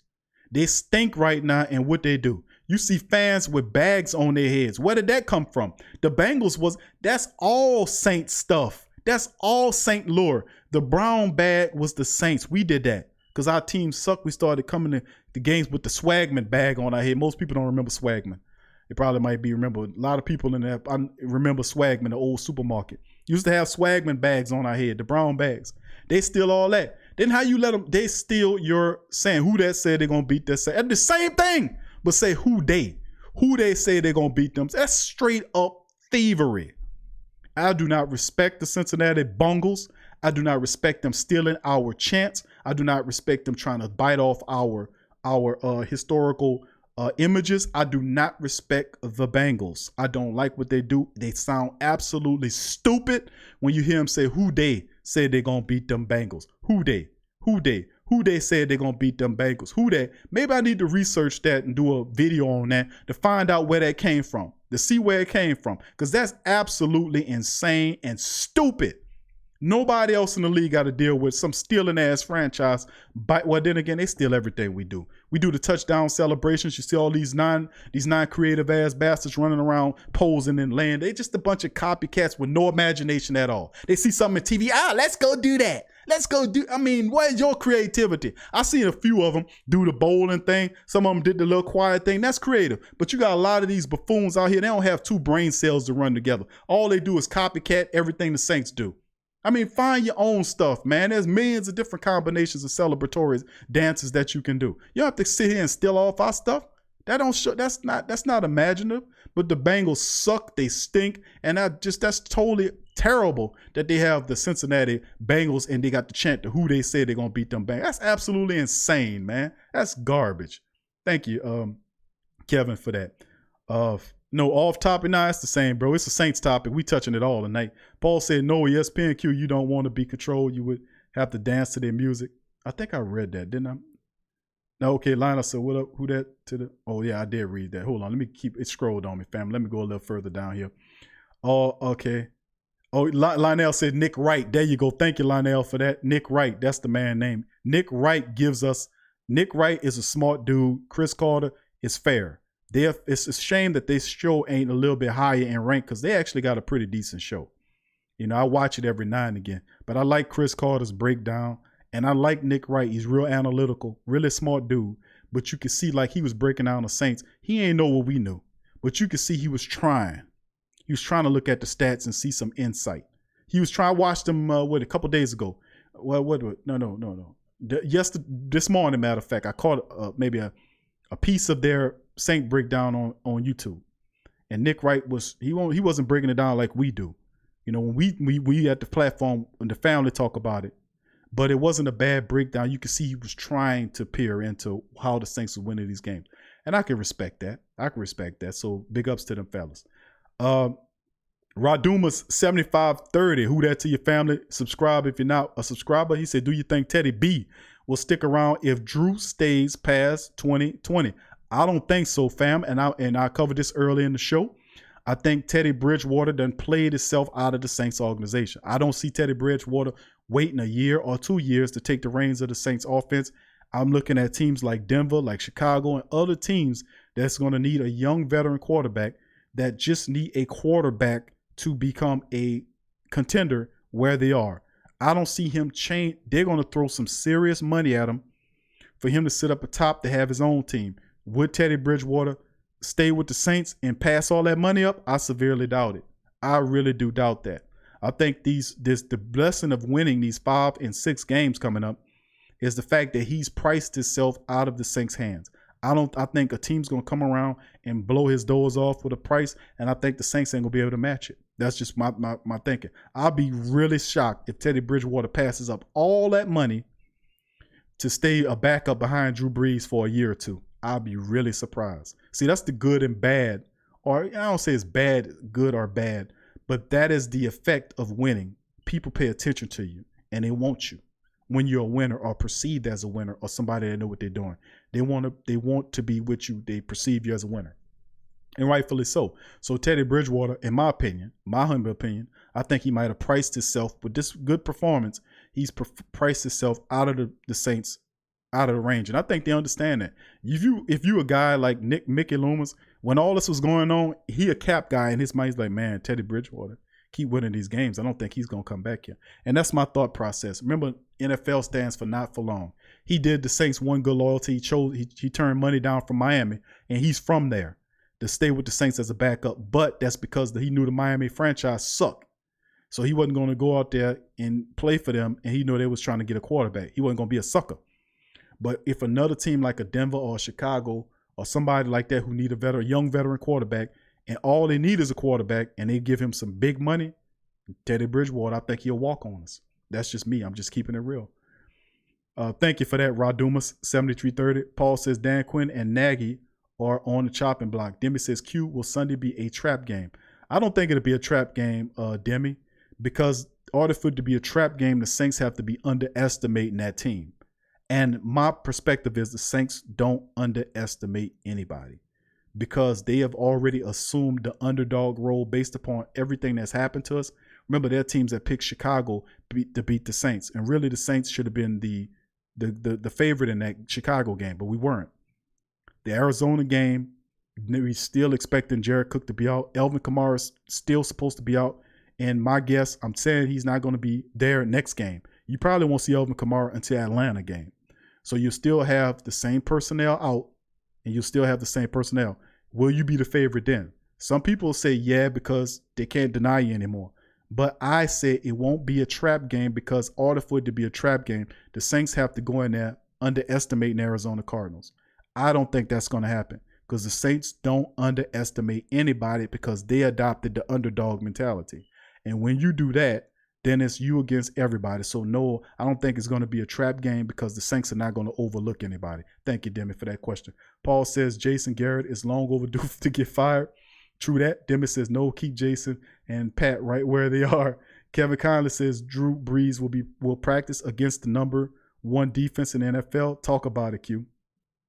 Yes, and that's the thing. You're going up against the Saints defense. It's got to make you better. And that's something that we understand. Even Drew was saying that early in the year about how fast the defense was playing in practice, and he's seen glimpses of it And to practice against the Saints defense, even though they can't hit them, they have a red shirt, you can't hit your own quarterback. But to understand how fast they react and how they play can only make you better. And how much this guy's a Hall of Famer already. You know, he's already elite passer. So that helps. That's like steel sharpening steel. So I agree with that, Kevin. Thank you. Glenn Houdat, he says, the only team that I'm concerned about is the Green Bay Packers. Aaron Rodgers is a beast. That's true. Aaron Rodgers is good, but the defense for the Packers is suspect. And had you give a good team that put pressure on Aaron Rodgers, what does it look like then? Aaron didn't play a team defensively like the Saints. What does that look like? You know, because 9 times out of 10, you get them here in the dome. You got to deal with the noise, and we'll bring it. We'll knock them around. We'll beat them up. We'll shut down his top receiver threat. The Saints got something for everybody. I love Aaron Rodgers. I think he's a terrific quarterback. I think his commercials are funny. He's a terrific dude. If we didn't have Drew Brees, I'd be like, man, let's get Aaron Rodgers. I really think Aaron Rodgers is awesome, you know. But in the end, I think the Saints got something for everybody. No doubt about it. Thank you for that question, Glenn. But the Green Bay are definitely something to watch out for, though. Demi says, not Pat, but Dan Quinn. Keep him with the birds. Dan Quinn going to get fired real soon, Demi, just to let you know. I'll be surprised if it's not this week, but they might give him an opportunity to get a win before the bye. If he loses before the bye, expect to see a new coach when the Saints play them. But he's really not good. They really look bad out there. I mean, seriously, really bad. J.C. Mason said, what happened to Emmanuel Butler? I thought he would make the roster initially. Well, that was the thing. And we covered that on, we had a cut show where if you want to go back and listen to it, JC. But we had a cut show we did. We talked about that. Matter of fact, we were on live while they were doing the actual cutting. We were reading a list in real time. So in the end, what I'm saying is I think Emmanuel Butler has an opportunity, but LaJordan Humphries is on the team on the active roster because I thought Sean Payton figured that him and Teddy Bridgewater had a synergy during the preseason and training camp, that he thought that having a weapon, a wide receiver with that familiarity can help him transition easily. So that's why I think while LaJordan's there, even though a lot of people see Emmanuel Butler over LaJordan Humphrey, but Emmanuel Butler's still sitting there. He's on the practice squad. Perhaps the Saints, dealing with all these injuries. We lost Keith Kirkwood, Traquan Smith still injured, but Austin Carr's the most surefire hand guy on a receiving staff that you have underneath the top 2 wide receivers. That's why he's the 3rd wide receiver. He would have had catches if Teddy Bridgewater don't keep overthrowing him. And then, of course, Laquan and of course, LaJordan Humphries don't get thrown at all. So I think that'll change once Drew Brees comes back. And besides, I think Dez Bryant will probably come back somewhere after the bye week, the Atlanta game, somewhere in there. You'll see Dez Bryant news start to ramp up. It's getting close, though.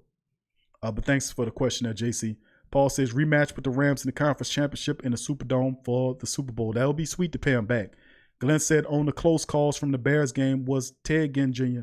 Low catch on the ground. A catch was holding on the Harris punt return.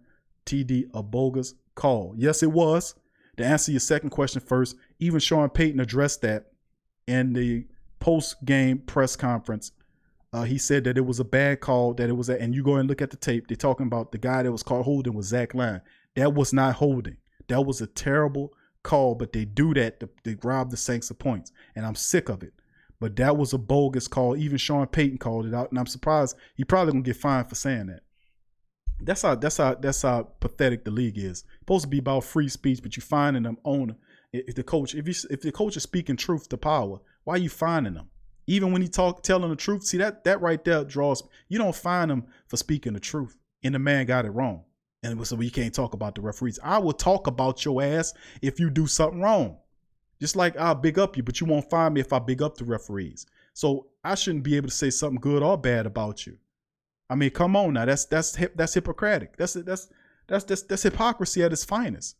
The man says something that's true about the referee, and you find they're gonna end up finding him. Watch. We're gonna cover it.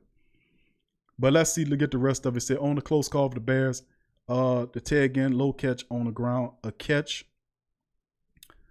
The low catch by Ted Ginn Jr. I don't know about that one. I'm gonna kind of leave that one out. I don't know if that's. I know the previous game when Ted Ginn had a catch on the ground, he actually caught the ball. He caught the ball and secured it. Now the ball touched the ground, but he had it pinned where it didn't move, and they said that wasn't a catch. So I like, man, y'all don't know what y'all doing, man. I can't take y'all serious because y'all don't even know your own catch rules.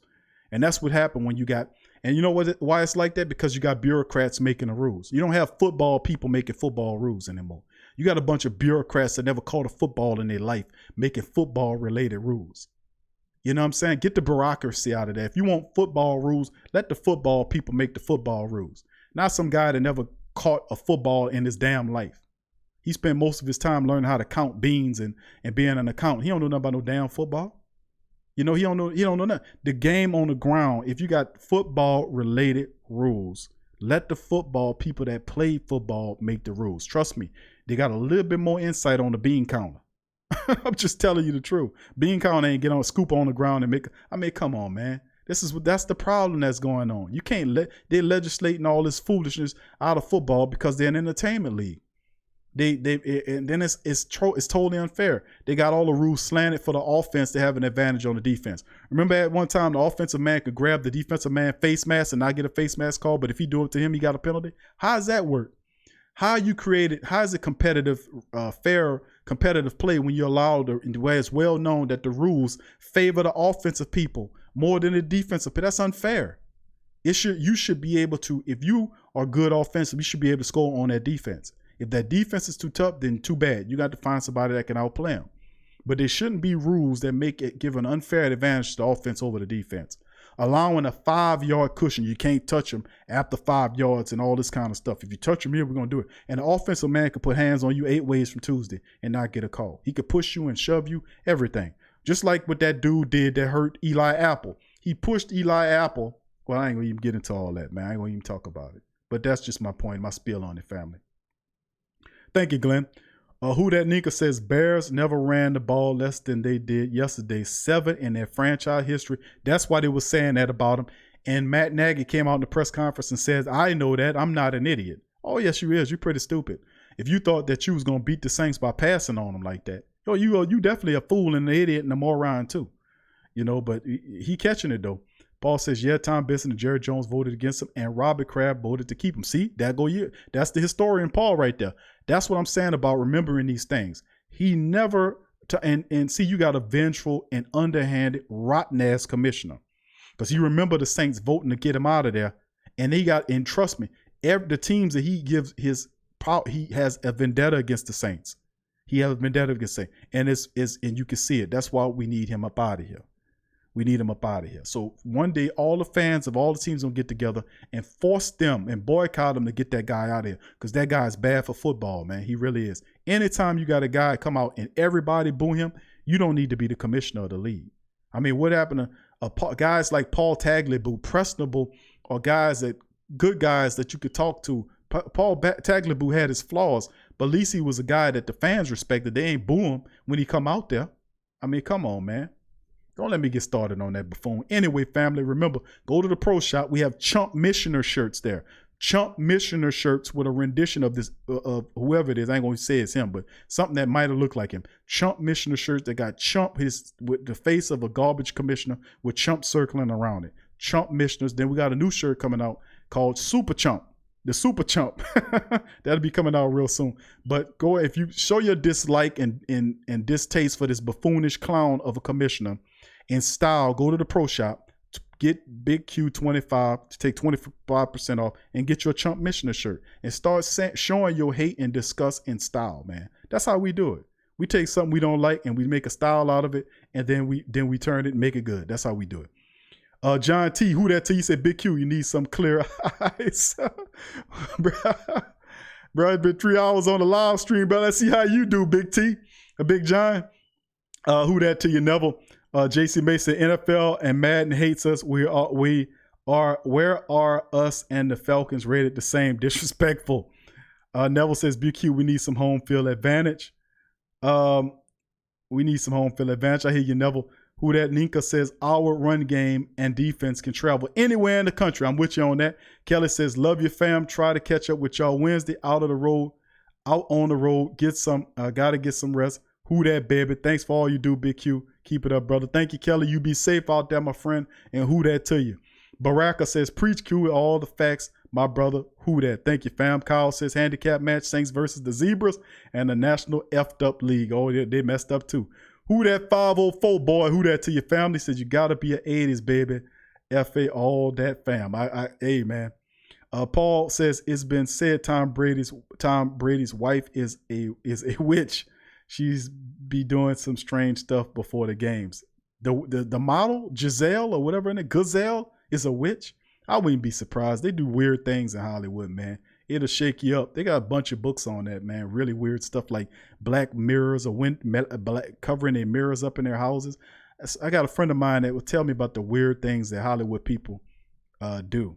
You know, their weird little stuff that they do. And I was like, I don't think I want to participate in that. I think that's not where I would want to put my energies to, you know, and if you're going to make it on your own volition and not all this weird stuff that you embark upon, because it can only end up hurting you in the end. So I wouldn't participate. But I've heard about that, and a lot of people do as well. Steve says Teddy should do the motorbike again. 504 boy says every team stole our defense takeaway celebration. True that. 985 said facts. 504 boy. Kevin says Q. What's crazy about the bounty gate is NFL pay top dollars to hunt quarterback, and all players have incentives. This guy Roger Gale acts like Bush.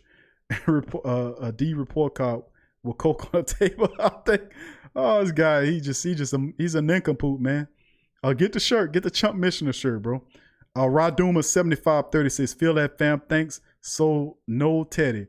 Well, what about Taysom? Do you think he'll get snatched up? Also, fam, no, not on Taysom. I think Taysom stays around. Teddy, on the other hand, that's a different kettle of fish. I do think the Saints keep Taysom Hill. They're not going to let both of them walk out on. So Drew Brees, Taysom Hill, I think Teddy does walk, though. But no on Taysom. Thank you for the question there, Raduma 7530. Glenn says, what do you think about a sky judge to buzz down the correct bad calls? I think that is another a bull crap call, Glenn, because you know and I know that the sky judge will do the same thing the league is. See, all this creating extra officials on the field doesn't help. We got enough officials on the field. That's the problem. They got enough officials on the field. They just need to call the game as they're supposed to and not let the guys in their ear tell them what calls are. They got a whole little area or place where the league, there's referees. It's crazy. They have a referee official on every broadcast that you watch on television on NFL. And when they got a questionable call, they go right to them. It's funny to me that most of the guys got to tell your names too. Huh? What's all that about? How most of these guys that's supposed to be officials that's higher up in the NFL officials, most of them Italians. Got to tell your names to them. Don't get me wrong. I like Italians, but it's just my curious and critical thinking mind asks that question. Huh? Think about that. In Vegas? Relationships. That's what this is all about. But I won't get into that. Only thing I'm going to say is that I think that a sky judge would be more of the same, Glenn. I don't think he would help. I think they got a sky judge because most of the times when they go to watch the footage to replay these games, they put on a headset with a mic attachment. And then you can see them talking with the mic attachment every now and then. Who they talking to? But they immediately they come out and say, listen, we do not talk to our officials during the game. We let them make their own calls. And I'm like, no, I see him talking on his headset. Who is he talking to? The guy to tell him replay it, he controls. The guy gave him a book. He controls the replays with his hands. The referee does. So why is it a need to have a mic attachment when him talking? I see the referee talking sometimes. You can fool some of the people sometimes, chump, but you can't fool them all the time, is what I'm saying. I know that they're not allowing the referees to call these games because it's too much going on where they're trying to call the game and they keep messing it up because they can't get the understanding of what a catch is. If they all knew what a catch is, you wouldn't have all these terrible calls about what a catch is. You wouldn't have all these terrible calls about what roughing the passer is. Remember when the guy, they had a roughing the passer penalty in the Dallas and the Giants game. And the Dallas and the, Dallas and the Philly game. One of the Philly people came through and hit Prescott on underneath his shoulder blade. They called it the pass. No, hold on. Remember it was a roughing the passer on the Saints. That was on the Saints. Remember that? Remember the roughing the passer call on it? I'm about to get them mixed up because it happened in that game too. But remember the roughing the passer penalty in the Chicago Saints game, family? When, who was it that hit Mitchell Trubisky? One of our Saints defensive linemen hit Mitchell. I don't remember who it was, but it hit Mitchell Trubisky. Fair, hit him up top. Then when he fell to the ground, the weight of him carried over to Trubisky onto the ground. They threw a flag and said, oh, that's roughing the passer because he let his body weight fall up. I said, are you some kind of fool? What dumbass bureaucrat put that stupid ass rule in there? Pardon my French. How else is the man weight gonna go? Where else is his weight gonna go? He's hitting them and he's hitting them and they're falling in a direction in which the player is forcing them to. Where is he supposed to swing his weight to? Oh, he put all his body weight, and Troy Aikman, dumbass, sitting up there trying to justify it. Come on. That's a bull crap call with gray area that they can pull out anytime they want to try to shift the game. They got plenty of those type of calls. Absolutely insane. Where else is his body weight supposed to fall? But I'm going to leave that alone because I've said enough about this. Brian Spears says, who that Cube? Who that to you, Brian and the family? He said, Drew should come back after the bye. I'm with you, Brian. I hope that's the case. Who that 504 boy says, you got to be an 80s baby to remember Swagman's, fam. They don't remember. A lot of them don't remember Swagman, family. Don't remember a lot of them old shows, them old stores that used to be out back in the day. But I remember a lot of them old shows, stores that was out. Joy says, you tripping now. Paul says, hey, Q and family, what happened to the NFL Player Association? They used to have power to stand up against the commissioner. They probably got rid of it. They make those little deals, but to empower the commissioner to get a little extra money, to get more from, it ain't too much you could take away from the Players Association. But they give up a little bit more power to get more money. And at the end of the day, what happens? More and more, you get more and more control. That's why he's so strong now. You can't even rebuff him anymore. Joy says, I'm Italian, the job dictating the league. I'm a Italian, Sicilian, the job not dictating the league. No, don't get it wrong, Joy. Listen, I got Italian in me, family. I come from Italian, black Italian, believe it or not. So we know. But we talking about the Vegas, baby. And you know and I know what goes on in Vegas, right, baby? You know the history. Come on now. But I feel you. But listen here, your boy got Italian in you, black Italian, fam. So you might not know, but now you know. But I got you, baby. Who that 504? Oh, no, I see them talking. You're a fool, fam. Baraka Longmire said, now players are stealing Michael Thomas celebrating posts, shaking my head. Desmond Roman said, do you really think the Patriots have the best defense in the NFL? No, sir. They got a good defense, but I think the black and gold defense. One of the family members said earlier in the show, he called it the black and gold curtain. Or the black and gold wall, I think it's called. I like that. I think that's befitting. But I think the Saints have the best defense in the league, to be honest with you. Statistics won't put it up there, but I'm just being honest with you. I'm just going to say it at the end of the day. I think it's the Saints. It might be a little biased, but I'm keeping it real, though. Demi says, Cincinnati's Who Days. There will be a sports show on YouTube called The Sports Coma. Oh, my goodness. Demi, you funny, Demi. That's funny. Demi said if they stealing from us, they might as well go all the way out. They're going to have a dude on there in Cincinnati on YouTube called The Sports Coma with the host Large Q. Coming soon. We are the original Sports Coma family. Who days? Thank you, Demi. That's funny. That's funny as hell, Demi. Thank you. Kevin said, true that Q, special selection for their protection. But yeah, like I said, family, it's what it is. Canal Villeray, the old A&P grocery store, Hugh Biggs Pies, know the history. Who that 504 boy says, Large Q got me crying. I know that's funny as hell, Demi.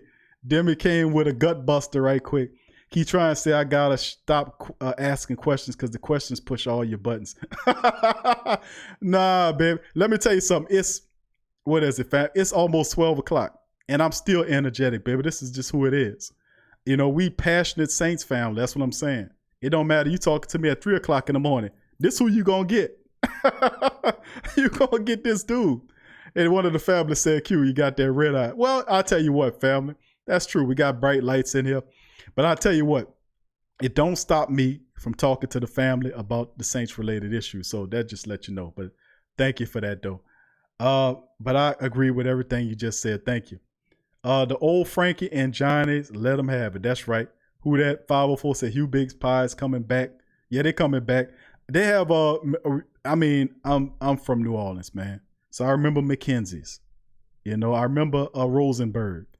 I remember all that, man. I can't recall them right now. But Black Suede has a line of shirts that have a lot of the old. I mean, it's terrific. He has a novelty website. 1825 Tulane. That's right. That's old stuff from back in the day, man. But Black Suede has a New Orleans novelty t-shirt website that has a lot of those old shirt images on it. It's really clever, really special. Let me see if I remember. I see if I can get somebody to place it in the chat. Suede's what is it? He's affiliated with a website. I can't remember the man's website. Ain't that something? Hold on.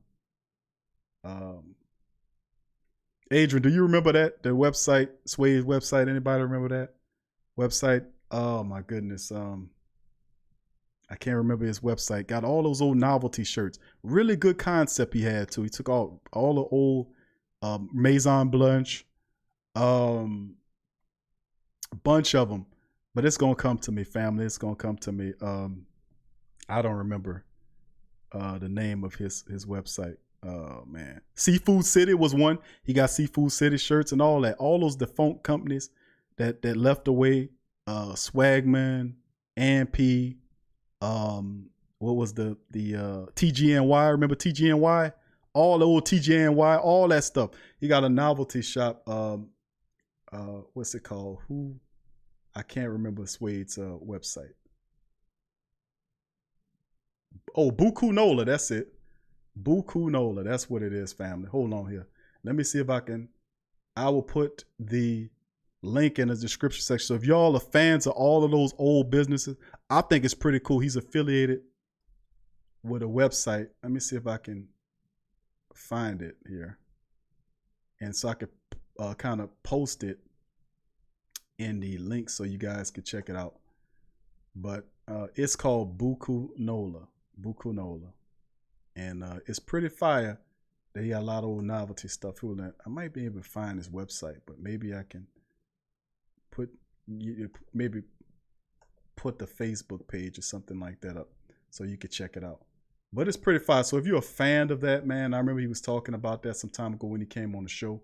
He kind of spilled it, but we put it in the chat right now. So if you're interested in that, family, you could check it out and see what it's about. It's called Buku Nola. Got a lot of old shirts and stuff, novelty gear from that day. Maison Blanche, all that stuff. It's just a terrific idea. I think you guys, Canal Villery, all that kind of stuff. So if you're interested in it, check it out.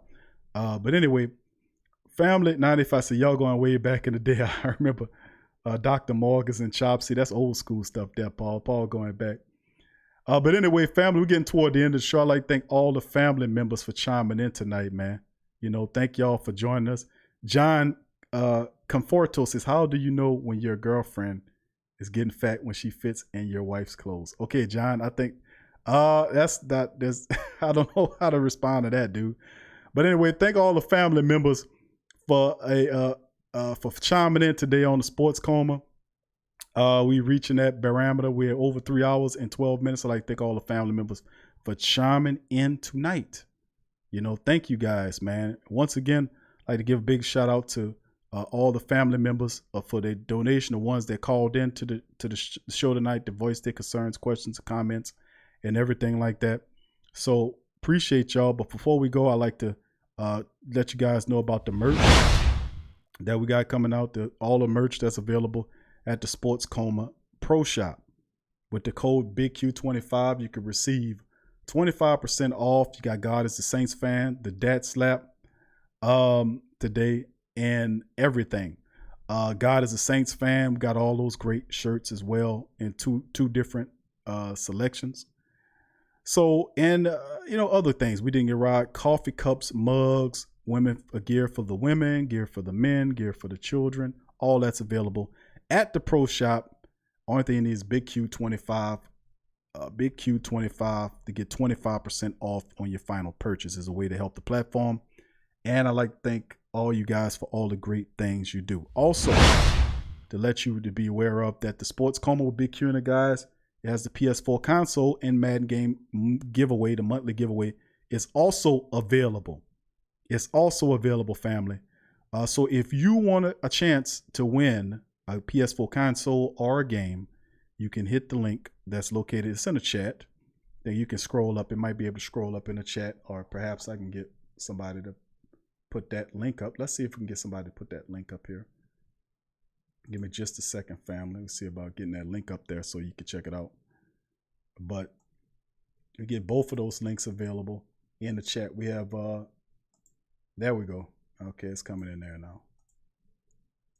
That's the link, just so you guys don't have to look too far. The link, if you want to win that console, 985J, who's in the building tonight, he won the September. He was one of the winners of the September console. He won. Big ups to 985J.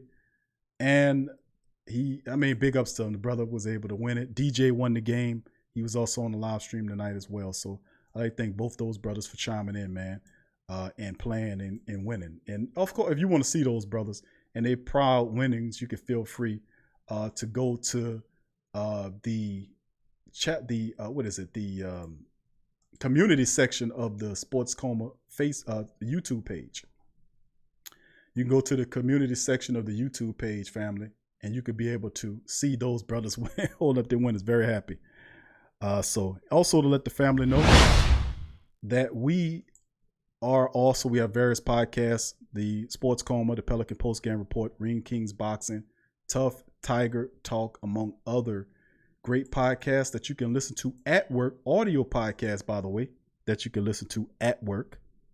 They are available there now. You can subscribe to Spreaker/the Sports Coma and listen to those podcasts, man, and doing work. It's kind of tough. That'll help you get through it. And also just to let the family know, in order to become a patron of the show, like Kelly, like Derek, like Dada, like Sean, and Devin, big ups to those brothers. They are Sports Coma Patreon members. And to become a member of the Patreon, it's another level to the family. Basically, what it is you donate $1 or $5 or $10, whatever you deem in your heart necessary, to the platform in a way to kind of empower the platform on a monthly basis. And we take that and we continue to build the platform, add better equipment, better software, whatever we need to keep improving and empowering the platform. We utilize it as well to kind of do it. And just let the family know that the Sports Coma with Big Q and the guys and several other podcasts, the Tough Tiger Talk, which is our LSU platform, the Pelican Post Game Report, which is for the Pelicans. Those channels are available on YouTube. Pelican Post Game Report. If you're a Pelican fan, subscribe. If you're a Tiger fan, LSU Tiger fan, there's Tough Tiger Talk. That's also available on Spreaker as well as YouTube. And you can listen to these podcasts, Ring King Boxing World, and all our podcasts on iHeart, iTunes, Spotify, Google Podcasts, all of that. Everywhere there are podcasts, the Sports Coma is there. So I'd like to thank all the family members for all the great things you do to let the family know. Also like to thank the Sports Coma Fantasy Leaguers, man. We had a very special, really nice fantasy league. I think I won this week. I beat an undefeated person in the fantasy league today, so that was pretty nice. But big ups to our 20 teams in the Sports Coma Fantasy League. You always give a shout out to the family for playing it. The winner of the fantasy league gets $150 and the runner up gets $50. So a lot of great people in there. Teal and the rest of the family are all in there. Derek's in there. And all the other great family members are in there too. So big ups to the family members that's in there as well. So before I go, I'd like to give a shout out to all of the great Sports Coma family members, like I traditionally do before I leave. I don't get off here until I say what's happening to all my people. So who that to you, Joey? Love you, bro. Big ups to Isabella too. Big ups to the fam. Who that Ninka? Big up to you, Tramal. Javier, big ups to you, Javier. Who that? Stephon Wells, who that family? Renault, who that to your family? Tramal, who that to you, baby? Larry Williams, who that to your family? Metalhead, who that to you? Barack Alone Meyer, thanks for the questions, family. Who that? Kyle Davis, who that? Kyle, appreciate the call, family. Who that to you? Derek, big ups to your family. Appreciate your support. Adrian, thank you for doing the links. Big up to your family. And let's see who else we got in the rest. JCL Systems, who that to you? Thanks for joining us. Subscribe if you're not a subscriber. JCL. Christopher Massey, who that to you? Thank you for your donation, family. If you're not a subscriber, please feel free to subscribe. Who that to you? Travis. Who that? DJ. Who that? Paul. Who that? Dwayne Thompson. Appreciate you. Jarrell Bledsoe. Who that to your family? For your questions tonight. Subscribe if you're not a subscriber. Tori Ice. Appreciate you, Tori. Thank you for the call, brother. Thank you. Let's see who else we got. Cody, who that to you? Way out in Utah, man. Who that to you, Cody? Let's see who else. I think let's see, Jerome, who that to you? Lance, who that? Lance, I ain't see you, baby. Who that to you, Lance? Let's see who else we got here. 985, who that to you? 985J. Tyrone Jones, who that to your family? Thanks for your questions. HQO 5650, HQO 56567, who that to you? Subscribe. House of Twigger, big up to your family. Who that? Donovan Grayson, thanks for your donation, fam. Who that to you? Cliff, who that to your family? Derek Tyler, who that to you? Derek, subscribe if you're not a subscriber, family. Let's see who else we got. Chad, big ups to Chad. Chad always come dropping the knowledge. Who that to you, Chad? And let's see, we got to go down there. Scoob, big up to you, Scoob. Abdul Wilson, who that to you, fam? A Purple Knight, always big ups to Purple Knight. Who that to you? Jason King, who that, family? Kevin Reese, who that to you, Kevin? Subscribe if you ain't a subscribe, Kevin. I thank you all though. One Shotty 3, who that to your family? Subscribe if you're not one. Let's see who else we got. Robert Clark, who that to you, Robert? I think I shout out Stephon, JC Mason, who that? Eagle Eye, who that to you, Eagle Eye? Appreciate you. Subscribe if you ain't one, Eagle Eye. Donald McKenzie, same thing to you, family. Who that to you? Kevin Conley, who that to you again, family? Big ups for the questions and everything. Miss Sexy Blacksmith, who that to you? Big ups to you, family, as well. Kelly, once again, be safe out there, family. Who that to you? Let's see what else we got here. I think I got Demi. Big ups to you, Demi. That's funny as hell on the large queue, Demi. Love that. Appreciate you, baby. T Dirty 00. Who that to you, T Dirty? Big ups to your family. Let's see, AJ Pierce. Appreciate the call, AJ. Big ups to your family. Who that? Jonathan, who that to you? Shandon, who that to you? If I ain't call you out. Desmond Roman, who that to you? Desmond, subscribe if you ain't a subscriber, Desmond. Robert Bro, who that? Robert. And let's see who else we got. The rest of the family. Christopher Messi, I gave him a shout out already. Elite Goods, who that to you? Elite, good to see you, fam. Keytron Williams, thanks for your question, family. Don't worry, you can ask me as many as you want. I get fired up on some of them. That's just how I am, family. Steve Wynn, who that to you too, fam? Thank you. Lionel, thank you for your questions. Big ups to you, fam. Who that? Raduma 7530, who that to your family? Thank you for the questions. Subscribe if you're not a subscriber, fam. Glenn, thank you, sir. Who that to you, Glenn? And I think Neville, who that to you? John T, who that to you, John? If you're not a subscriber, please feel free to subscribe, family. And I think I got everybody, man. I think that's Brian Spears. Who that to you, Brian? And let's see, I think I got everybody. Who that 504 boy? Big ups to you, family. Good questions. Good. Went back in the day, bro, in the family. Back in the day with that one. John Comforto. He came with some weird with the question. But take care to you too, John. And the rest of the family. I think that's everybody, man. You know how I feel. I got to get everybody in there. So thank you. Good night to you, Joy. Demi, thank you, and good night as well. Paul, say Mr. Bingle. I remember that. Jay say peace, love, blessings to the fam. Same to you. And family. Next, let talk about LSU and Saints win it all in 2019. God bless. That's right, Kevin.